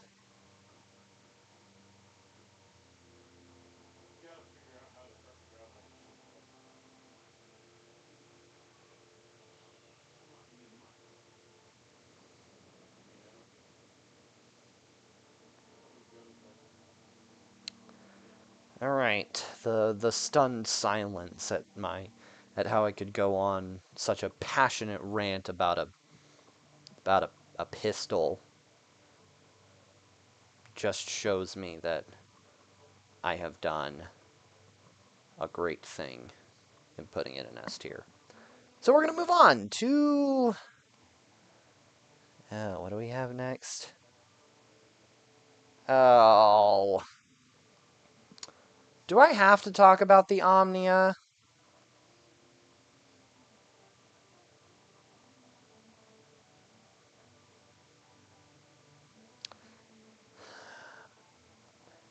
Do I have to talk about the Omnia? Let's talk about the original Omnia. Now, the Omnia looks great. Look at this thing. It looks gorgeous. Gorgeous, gorgeous, gorgeous.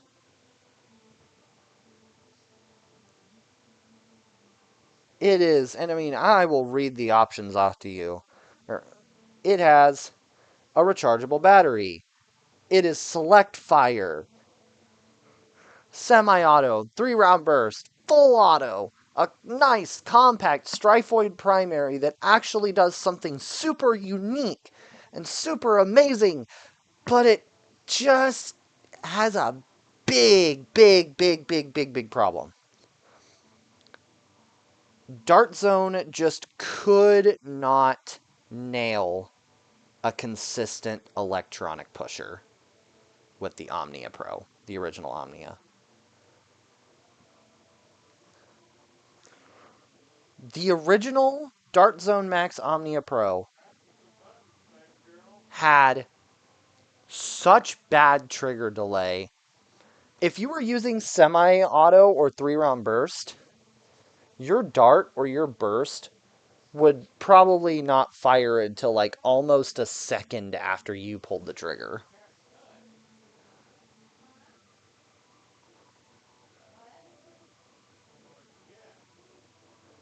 And they released a second version in the same Dart Zone Max Red,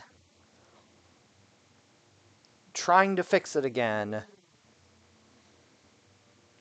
but they failed again. It's a great blaster on paper. Select fire, rechargeable battery, end strike stock attachment point, comes with two 15-round magazines that are the inferior katanas. But just the glaring issue of it hardly functions. It hardly functions properly. It retailed for, I think, $50 or $60 originally. I think it may have also been $90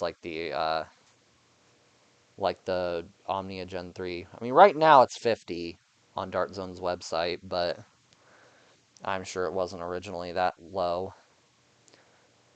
Also, the decision to make it come with Nexus Pro sights was weird. But hey, I'm not going to argue with an F tier blaster.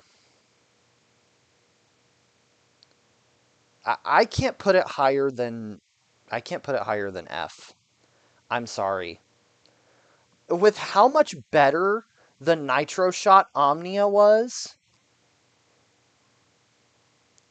I I have to put this thing in F tier because the function. There's one thing I will not budge on, and that is core blaster functionality. If it has something integrally wrong with the function of the blaster, it automatically is relegated to a low tier. I have to put it in F, maybe D. Yeah, you know what? I'll put it in D. I'll put it in D.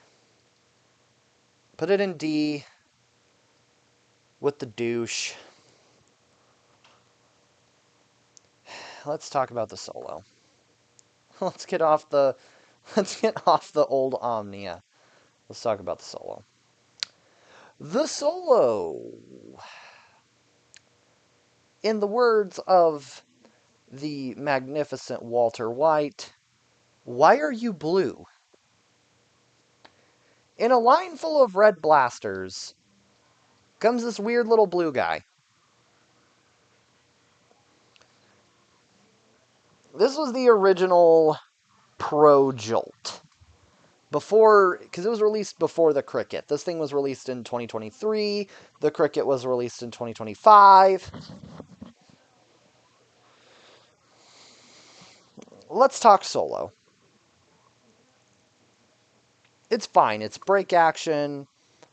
It doesn't have the separate break action like the Cricket does. Its break action is just essentially the same button that you use to fold the blaster up.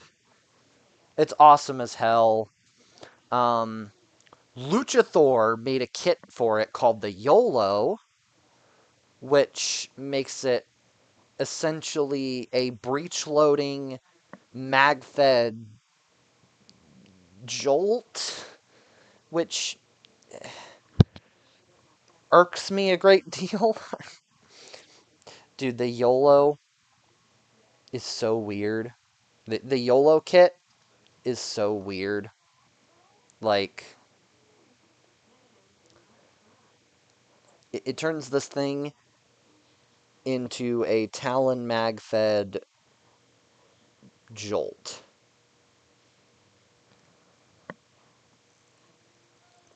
And I don't think many people actually used it. But that's great. I think it's 110, 120 FPS. It's everything you would want out of a Pro Jolt. I'm going to put it, but it has an issue with cost. So I'm going to put it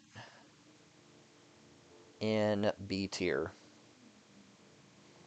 Around the center of B tier. Just because the cost bogs it down. I bought one. I can tell you it's not worth $15. S for you. I'm not putting it in S. I didn't even put the Cricket in S. Because you need to do something other than be a jolt to get into S. I've never liked the whole jolt. Oh, it's a jolt reskin meme. I never liked jolt reskin this, jolt reskin that. It's great that it's a jolt. But honestly, I feel like they just did it for the memes.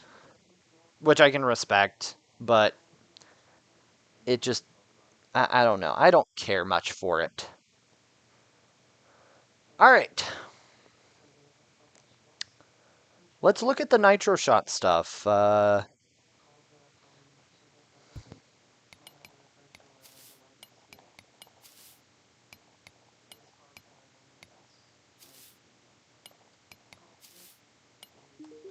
See, do we have Omnia Gen 3? We don't. What a glow up. Can I also say what a glow up here?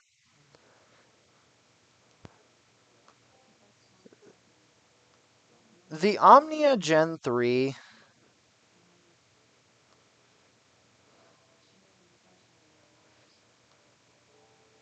was such a glow up from the old Omnia. Because it actually functions. They fixed, for the most part, the trigger delay. And the trigger response isn't perfect. Perfect. And it's that kind of mildly ugly Nitro Shot eye melting green. But it just looks. It has the looks of the original Omnia in a slightly worse coat of paint. And it actually functions. The burst feels good. The semi-auto feels good. The full auto is as satisfying as any other full auto. It still comes with katanas, despite the fact it released in the Talon era, but it's just a recolor, so... It's a recolor with better internals. And I think the Omnia Gen 3 goes in the top of A tier. Top of A or bottom of S. I'm going to put it top of A or bottom of S. What do we think? Do we think A or S?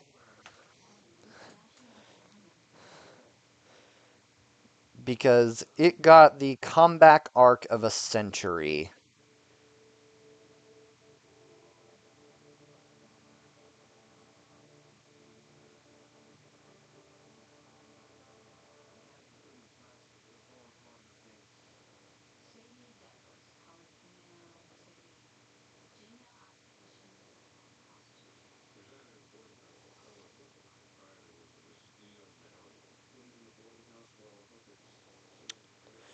We think S?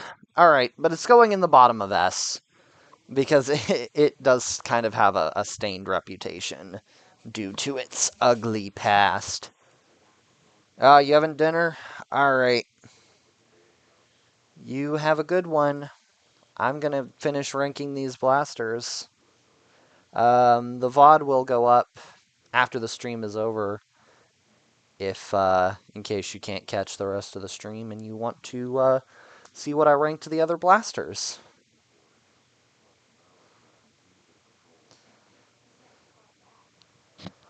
Alright, next up we got...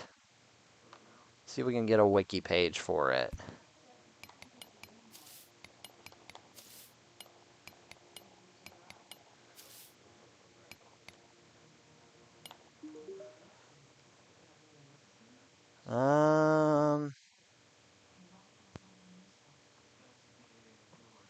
No, we do not get a wiki page for the Striker 2.0.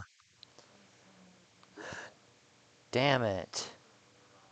Okay. The Striker 2.0 released in the, the Talon era, the Nitro Shot era.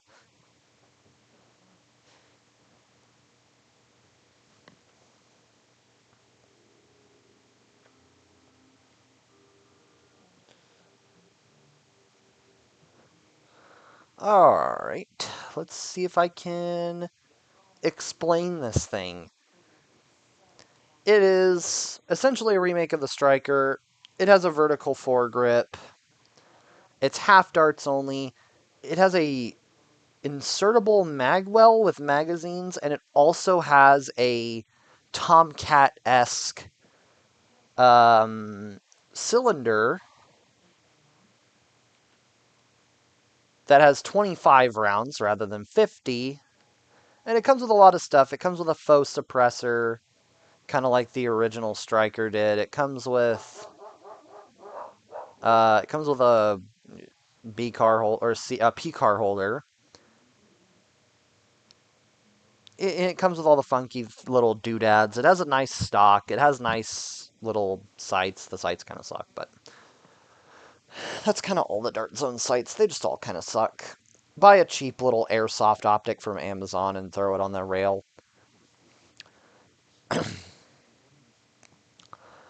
It's a pretty good blaster. It's a bit long.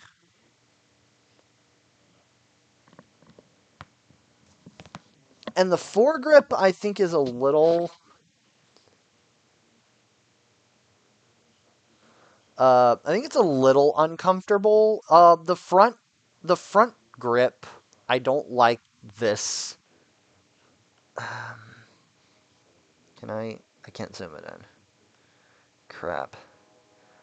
I don't like the indent, like, that it has on the back. It's just a little uncomfortable for me. That's my only big gripe with this blaster. It's a bit long, but I don't think anybody would have terribly issues with this thing. It's a nice blaster, although. Pretty good. I'm going to give it, just for the creativity alone, I'm going to throw this thing in high A, top of A. I think A tier suits the Striker 2.0.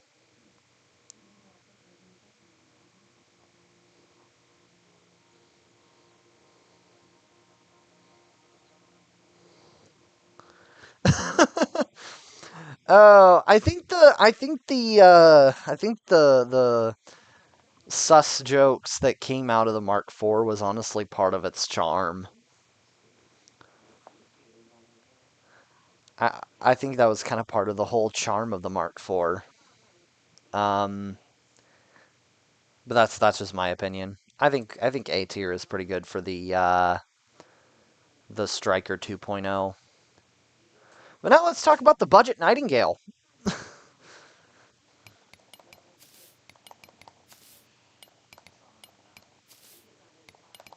The Venom. There we go. Nope. No, nope. We don't have a wiki page. We don't have a wiki page for the Venom.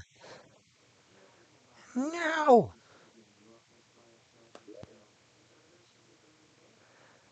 All right. The Venom. The Venom is another blaster that got a re-release in 2025 in blue. It's a nitro shot blaster. It is essentially a budget Nightingale. It's $50.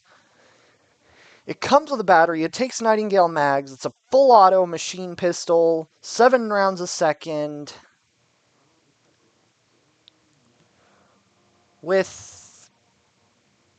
It comes with 2 mags. They're 12 round mags, but that's whatever. It comes with a rechargeable battery. It's a smaller rechargeable battery than the one in the sorry, I had to stretch. It's a smaller battery than the one that comes in the Omnia, but there's a very big but. It's $50. It's the same price as a Striker, which for such a small blaster could be a little bit of a turnoff. But I think the Venom is pretty great. It has so much value packed into that $50 price tag that I feel like it's a great value.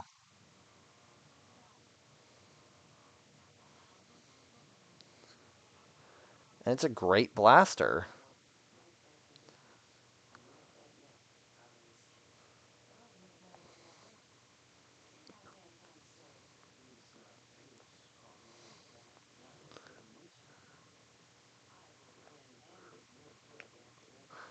Yeah, he was an r/slash Nerf post. And it's the blue Venom. Yeah, there's the blue Venom. It also has blue mags, which I think is nice. I think our Venom here will go into the bottom of S tier for value alone.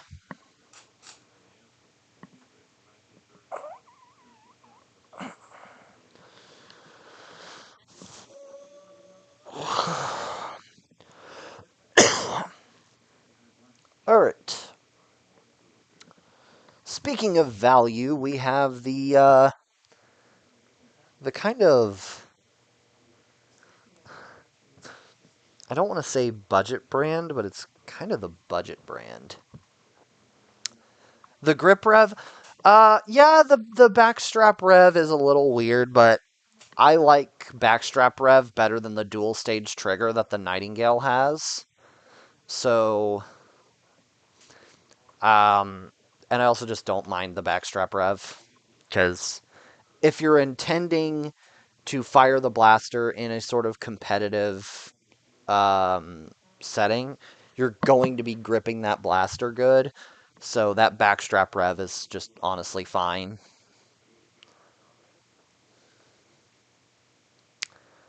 Let's see if we can find a wiki page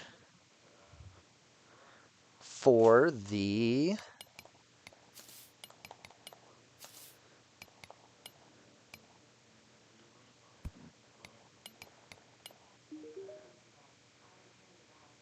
Xshot Pro long shot.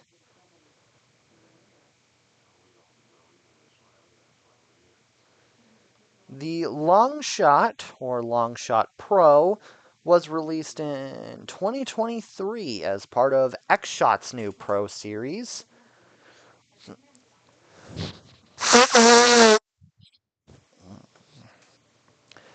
It was a blaster from it was a Pro blaster from 2023, so it still had the compatible with full length and half length darts. It was bullpup, which was really interesting,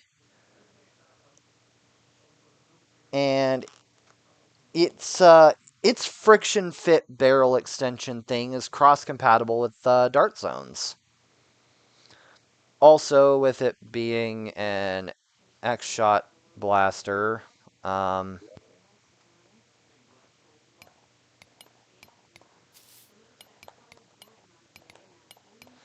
with it being an Xshot blaster released in the 2020s, of course it's a skins blaster, so it comes in like three different colors. It comes in the original red, which is getting phased out by this new blue that matches the Xshot Pro Fury.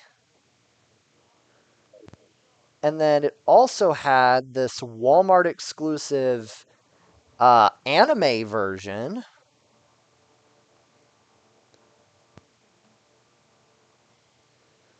which I think is really, really cute. I have the anime version. It also, I wonder if I can find, there it is.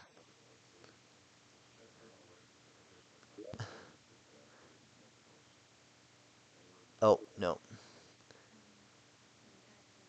And, oh yeah, there's also a Pac-Man version.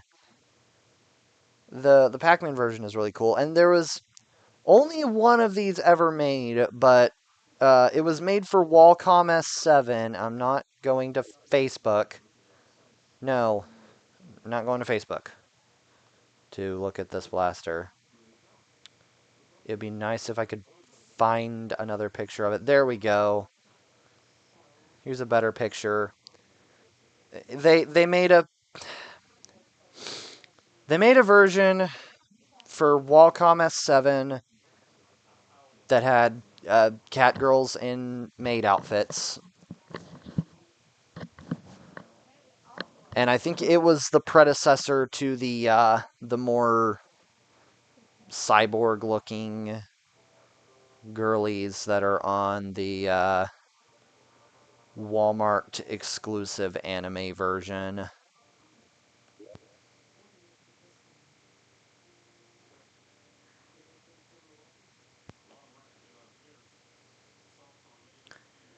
And yeah, so there have been 5 different variations of this blaster.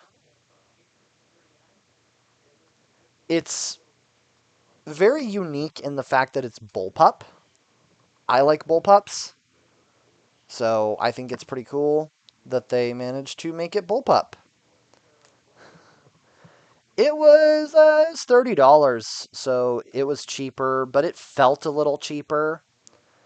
I'm honestly gonna put it a little above the Nexus and Striker. I'm gonna put it in the bottom of A because it does have the cheap feel. It has a little bit of weaker plastic. I like all the different recolors. That's the main reason why it's higher than the Nexus and the Striker, because it's essentially a bullpup Nexus. A Pro Performance Electric Bullpup would be cool. Yeah, I wish the upcoming Xshot piston pump would have been bullpup. I honestly, when I saw the original leak for the piston pump, I was like, this can't be Xshot because it's not bullpup. And then turns out, no, this is real. They just decided to not make a bullpup Pro Blaster for once. Speaking of a bullpup Pro Blaster, after the long shot, we've got the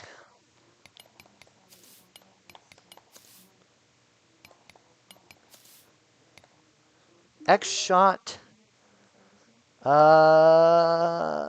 No wiki page for it. But let me scroll down past all the pictures of the Fury 4 and get to... Fine, let's look at this Reddit image. There we go. The Xshot Fury X, the $15 Pro Primary. The cheapest Pro Primary we've ever gotten. Well, it's $20 now because of tariffs, but 15 Canadian dollars. For what? The long shot or the Fury X for 15 Canadian?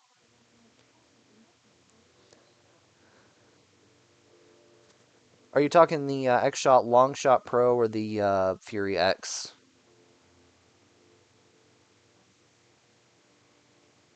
Sebastian.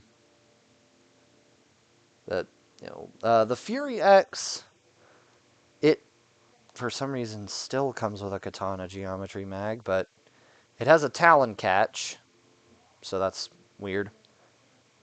The Fury X, absolutely worth it for 15 Canadian. It's 15 when it came out it was 15 US, which I don't know how that translates to Canadian, but now it's $20 Canadian, or not Canadian, $20 US. But no, yeah, the Fury is really good. I like the Fury. The price is great. My only issue is it doesn't have a stock attachment point normally.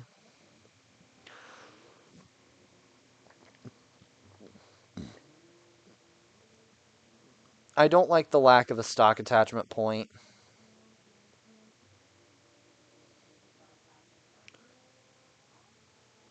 But there is a kit by Xfox Games that puts a stock attachment point onto the Fury X.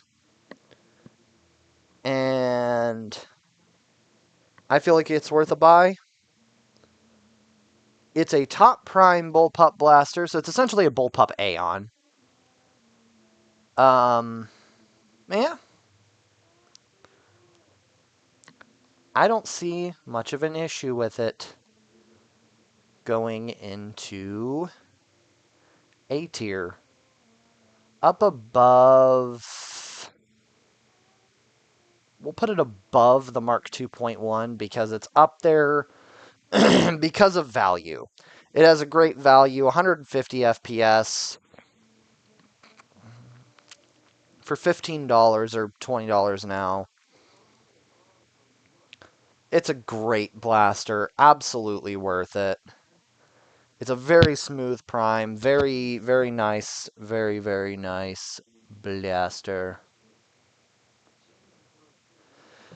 The quality isn't the best, but if you think about it, you're paying for quality. So, and Xshot has always just been cheaper for slightly lower quality.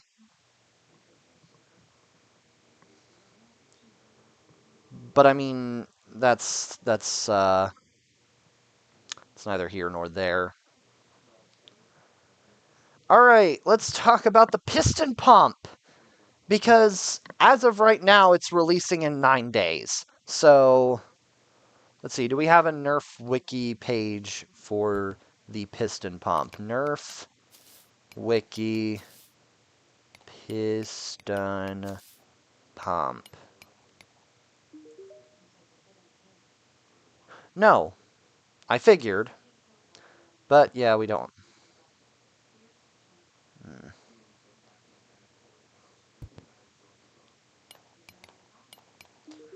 Let's talk about the motorized piston pump on Walmart's website. Oh, you're not going to show me pictures, Walmart? Thanks. Thanks a lot, Walmart. Yeah, we'll look at this blaster hub. Um, yeah, the piston pump. Let's talk about this thing. This is an AEB, an automatic electric blaster, or as I like to call it, an auto springer. This is a spring-powered blaster, but it is motorized so that it is full auto spring-powered blaster. It's essentially a Pro Stampede. This thing's going to be $90, which when it was initially leaked, it was going to be $70, but tariffs. So it's going to be $90, but I think $90 is worth it for the for as as it's advertised on the box. Um, let's open image in new tab. This is the thumbnail for Beret's video on it. This little seal of approval says our best blaster ever. This is a high quality blaster. From what I've seen in videos, reviews from Wallcom and other YouTubers, this thing has insanely good plastic quality. Really good performance. It has a slow fire rate, but that's neither here nor there. It has a barrel collet, so you can just slap a barrel on it, any barrel you want. I don't know if I don't know if people that have gotten it early have looked and seen if it can take Kuriaka barrels. It also comes with a B car that attaches to metal barrels.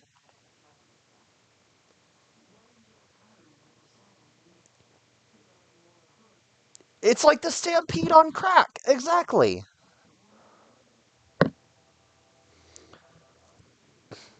It hits an average of 175 FPS. It has a rechargeable battery.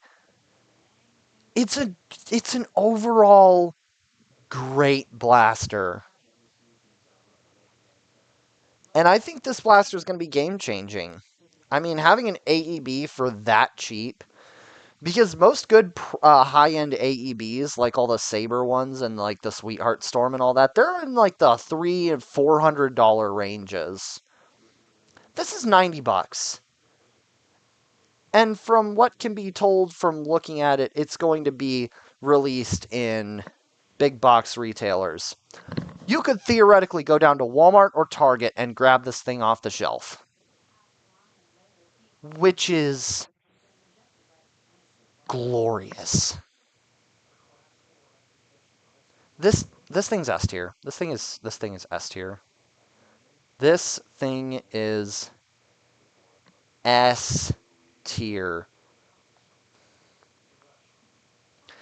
It hasn't released yet, and it's S tier.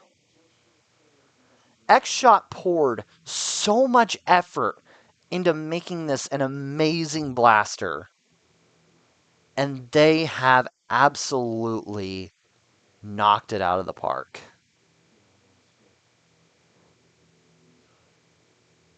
But let's go from a home run to a strikeout and talk about Nerf Pro. Which, oh, wait. Oh, I forgot to put the Strife X. I forgot to do the Strife X. Hold on.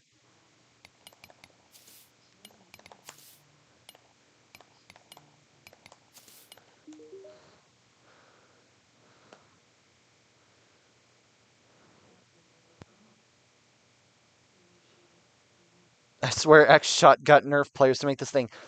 You want to talk about getting Nerf players to design a blaster?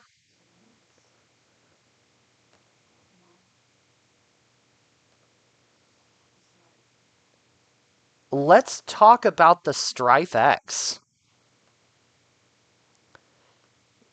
Because Hasbro actually worked really hard on the Strife X and got people in the community to design the Strife X. The Strife X was a community designed Pro Blaster that was released officially by Hasbro. And when I said that the Maxim was essentially just a Pro Strife, this is literally a Pro Strife. This thing is just every modded Strife. I swear. It is Talon compatible, short darts only, has a rechargeable, it has a massive rechargeable battery. It's so weird. It's a proprietary battery, but that's fine. That charges with USB-C. It has a stock attachment point, no barrel attachment point. It has rival rail for some reason. Like, why not just use Picatinny, Hasbro, please?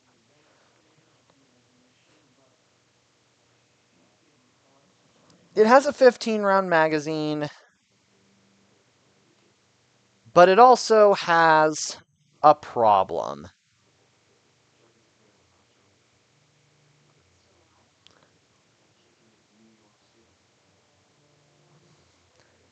It has a problem. This thing retails for $130.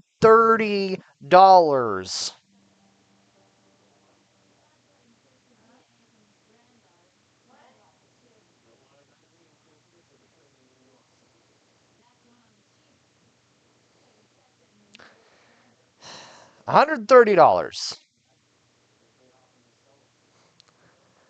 It is an Amazon and Hasbro Pulse exclusive and retails for $130. Now, I think the price has gone down, if I recall correctly. Let me see.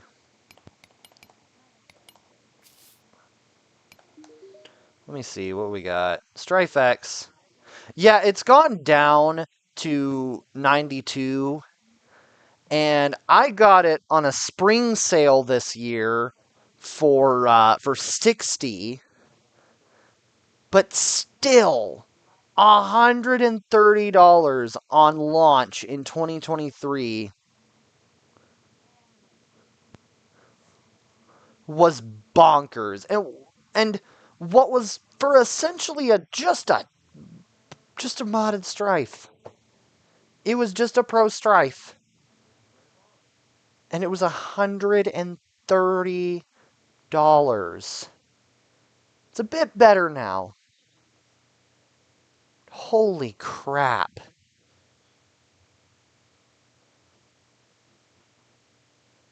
No. Like, oh, I would only buy this blaster on a heavy discount. Like, wait for like Prime Day or some other sale. Wait for it to go on discount for like $50 or $60 and then buy it. Because it has premium plastic. It has higher quality plastic than like Dart Zone and whatnot. But yeah, it's just a Strife. It's a 150 FPS Pro Strife. It's great. My only problem with it is, oh god, that price. Which, yeah, we're going in B tier.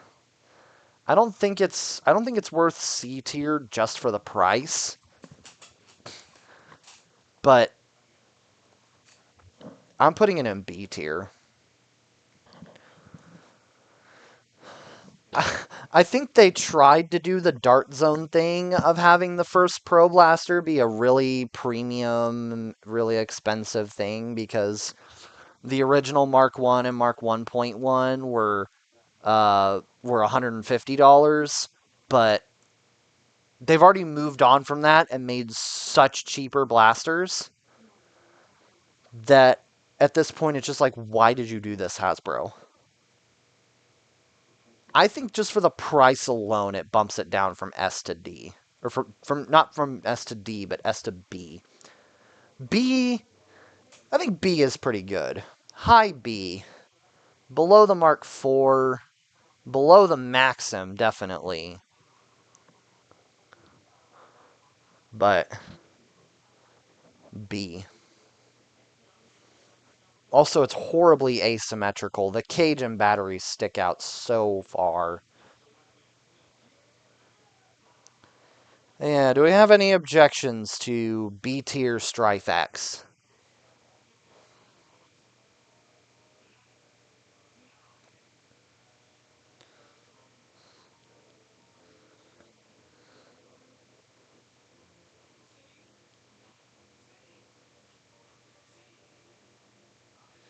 Oh, this is probably going to be my longest stream ever. Jeez. I've been streaming for almost 3 hours now. But I'm going to complete this tier list, and we only have 5 blasters left.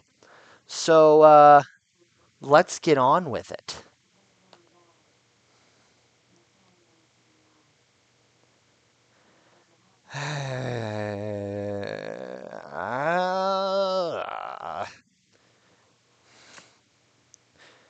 Do we go with the sender first or the torrent? Because one of them is actually somewhat decent.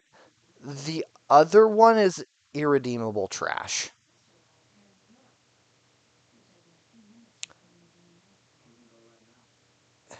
You know what? I'm going to start with the sender. Um, this is the Nerf Pro Sender. It retailed for initially for what?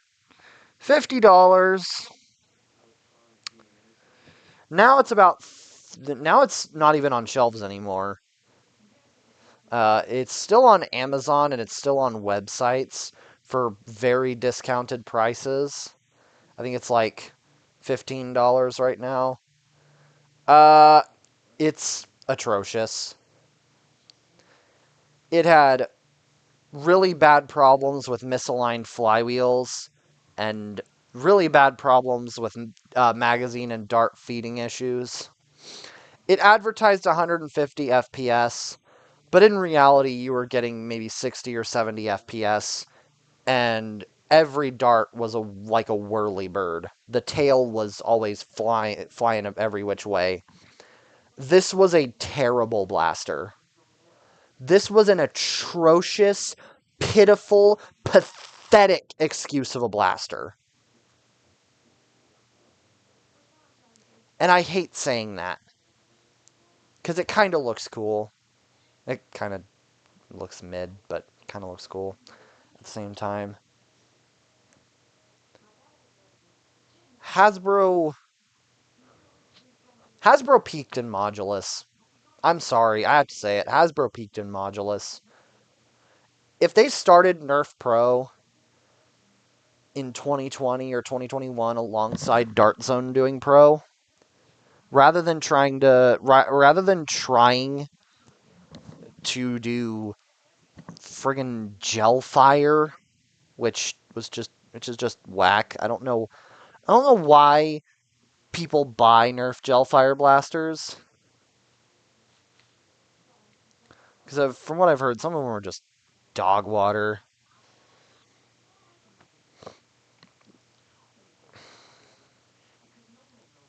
But no, this blaster is F tier. This blaster is just this thing. It doesn't work. It doesn't function. It runs on 8 AA's. No other options. It can't even take the Strife X battery. It has terrible ergonomics. It looks fine, but it performs terribly. It's ergonomically terrible, and it never even got any sort of redemption. If it worked, it would be somewhat decent, but it doesn't.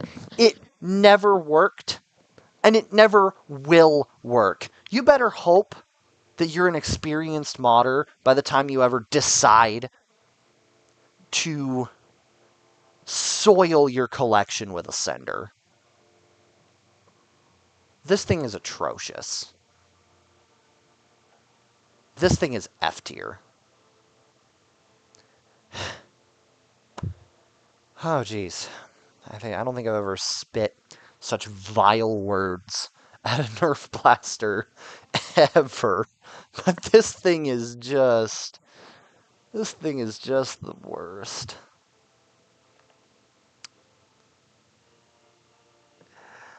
Let's talk about the torrent. Because the torrent actually doesn't suck. At first it had issues. It still does have some glaring manufacturing issues. The prime is a little crunchy. It has a plastic barrel for some reason, but those can be alleviated with simple modifications.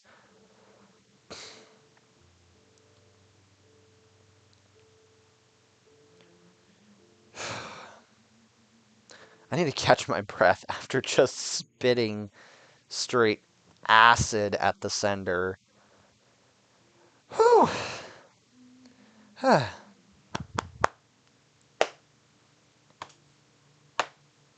Alright, the torrent. I have a torrent. My torrent works.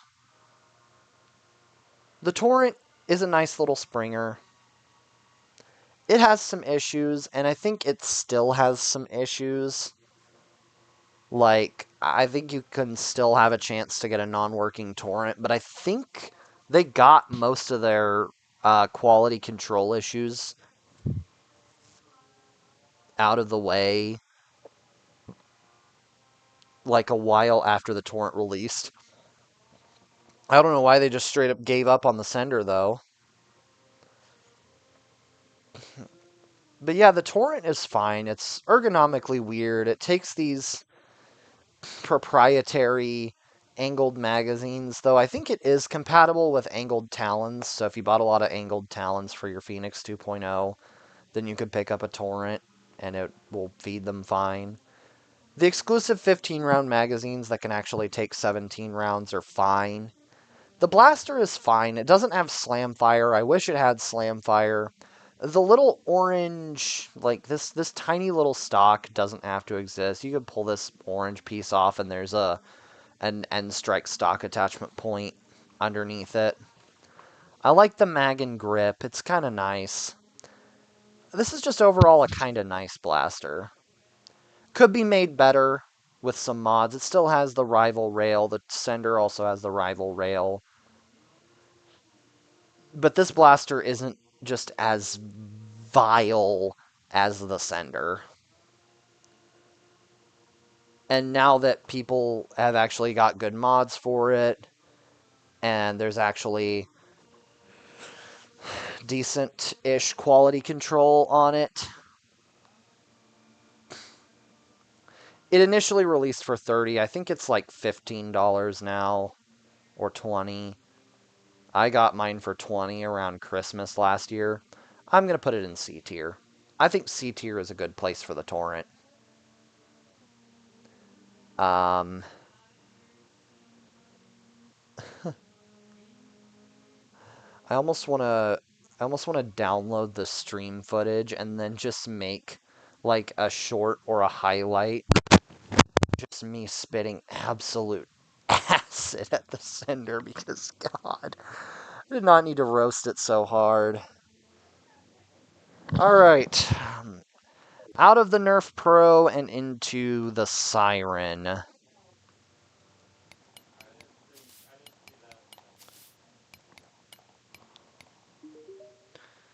see. No Mauler on the Nerf wiki. But we can look at the Mauler on the Siren Blaster's website. Siren, the makers of Laser X, decided to make Pro Blasters. I mean, they look really nice, actually. I mean, this guy, look at this guy. He's having a good time. Yeah, the Mauler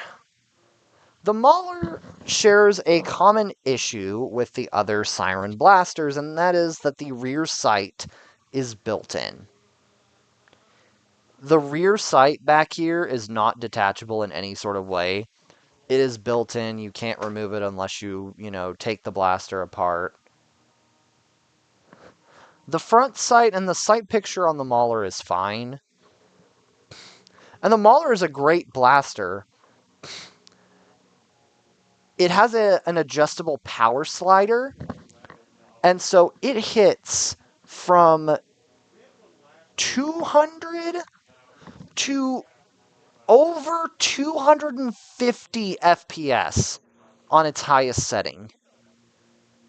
On its highest setting, it is over 250 FPS. I think with nitro shot darts, it gets like 270 to 280 on a store-bought blaster for $40. This thing's pretty nuts. The only issue with the Mauler is the grip. I personally don't have issues with Siren grips, but that's because I was raised pretty much on Nerf Fortnite blasters, which have pretty ergonomically whack grips. But these grips are so... You could see the individual polygons on these grips, I swear. They are not ergonomically great. I think the Siren has a great... Or the Siren. The Mauler has a great value. I'm going to put it in A tier. In lower A tier.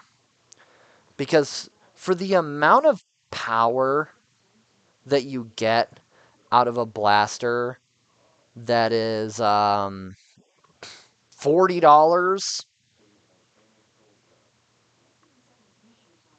is just insane. And it's bullpup too, which makes it a lot more unique. Which I like that. I like the Mauler. And I like the design of the blasters. I think they look really cool. They look like something out of Halo. And the name Mauler, it's literally the name of a weapon from Halo. They just removed the E.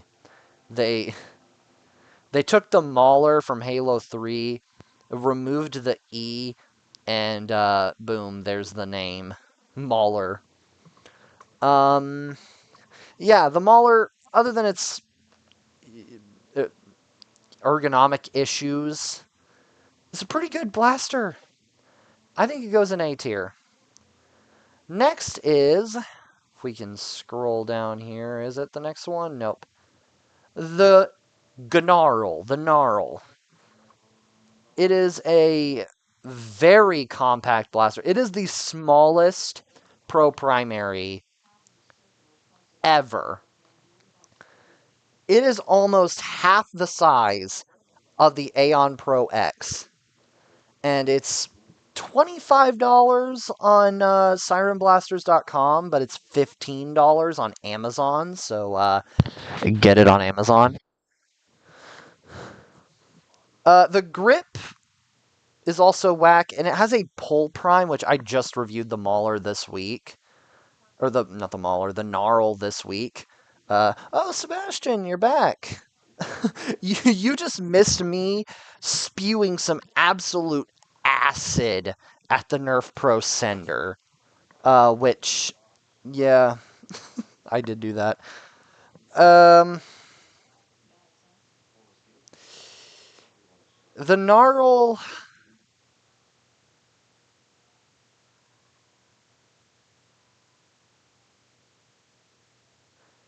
It's fine. It comes with a 5-round magazine for some stupid reason.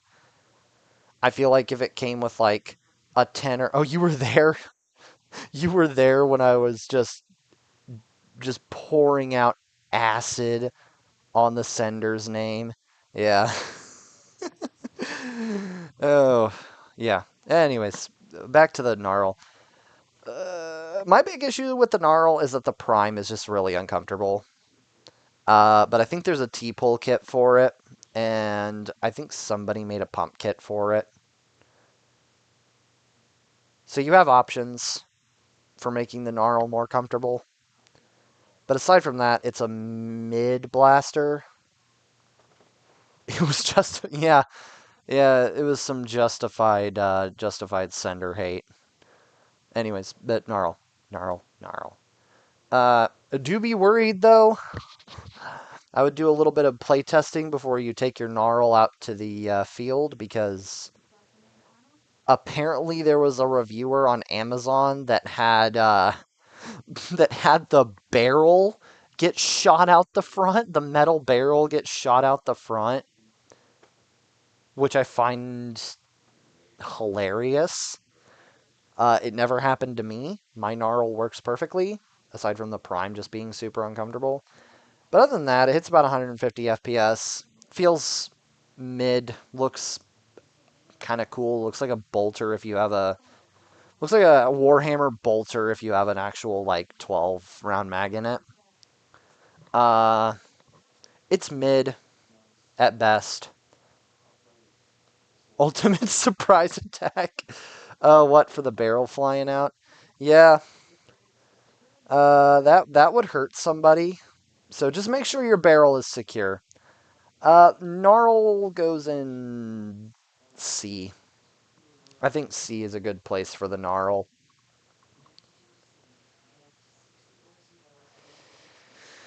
What do we think about the Gnarl in C?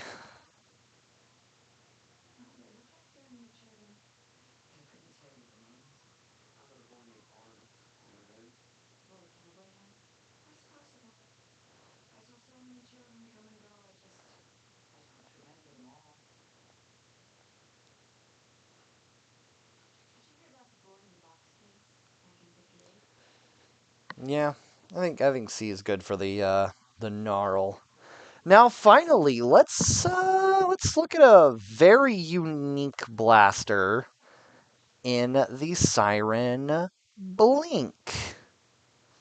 From what I've heard, it has the same ergonomic grip, the same grip ergo issue as the Gnarl and the Mauler. Um, but it is a flywheeler. It is, from what I recall, it is select fire.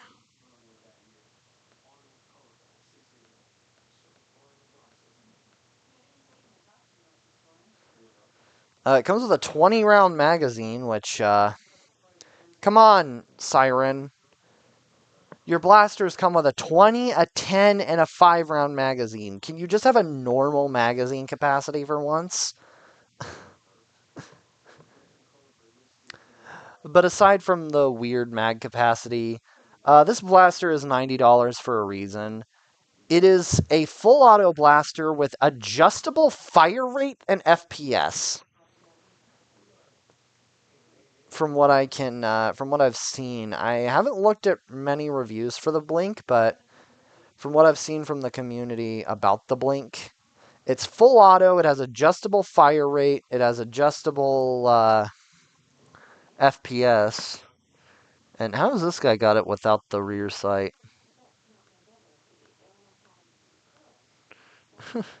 Yeah, how does this guy in this picture have it without the rear sight? That's kind of funny. But yeah, the Blink is kind of cool.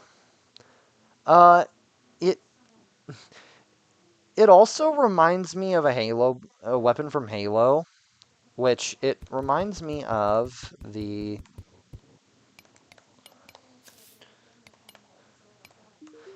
It reminds me of the MA5 assault rifle from Halo. The Gnarl does. So yeah, or not the Gnarl, the Blink. Ah, these blasters have such weird names. I get them confused all the time.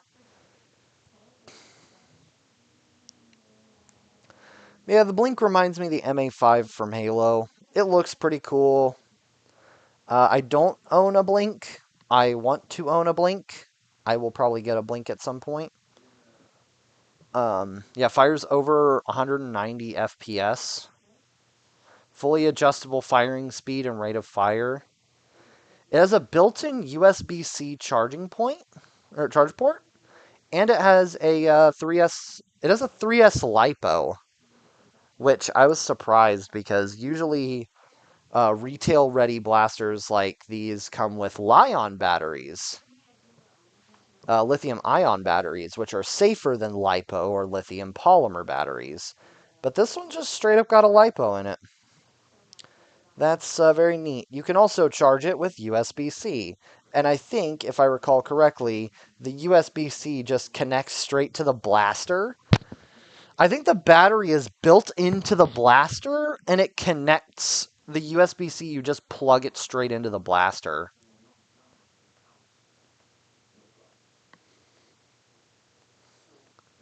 See if I can get a picture of the left side of the blaster. Yeah, see there's the fire rate tuning knobs, and I think the USB-C port is somewhere on the back of the blaster.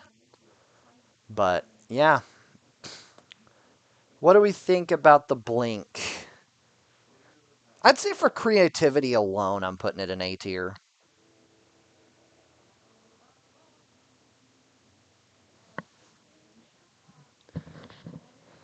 Not quite not quite as creative as something like the Omnia or the what's it called? Dictator, but I still think it deserves a reasonably high rating of A tier for what it is. Um, yeah. What do we think? What do we think of the Pro Blaster tier list? Well, let's see if there's any last minute adjustments I feel like I need to make.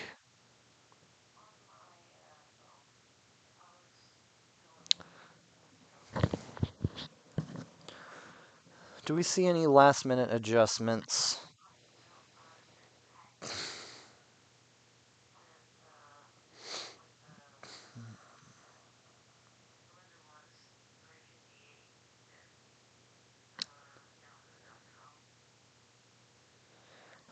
I I'm gonna scooch the Mark 1 down because it doesn't justify it because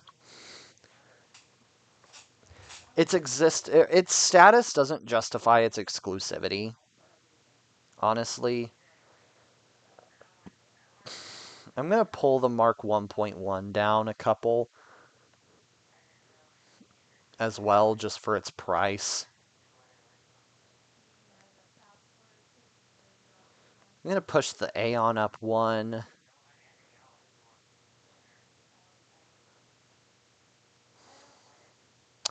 I'm going to put the Maxim in A tier. I'm going to put the Maxim a little higher, actually, because of its value. Yep, I'm throwing the Maxim in A tier. All right. I think that's it for my list of Pro Blasters. I feel like this was a good little list. I feel like we did a good job.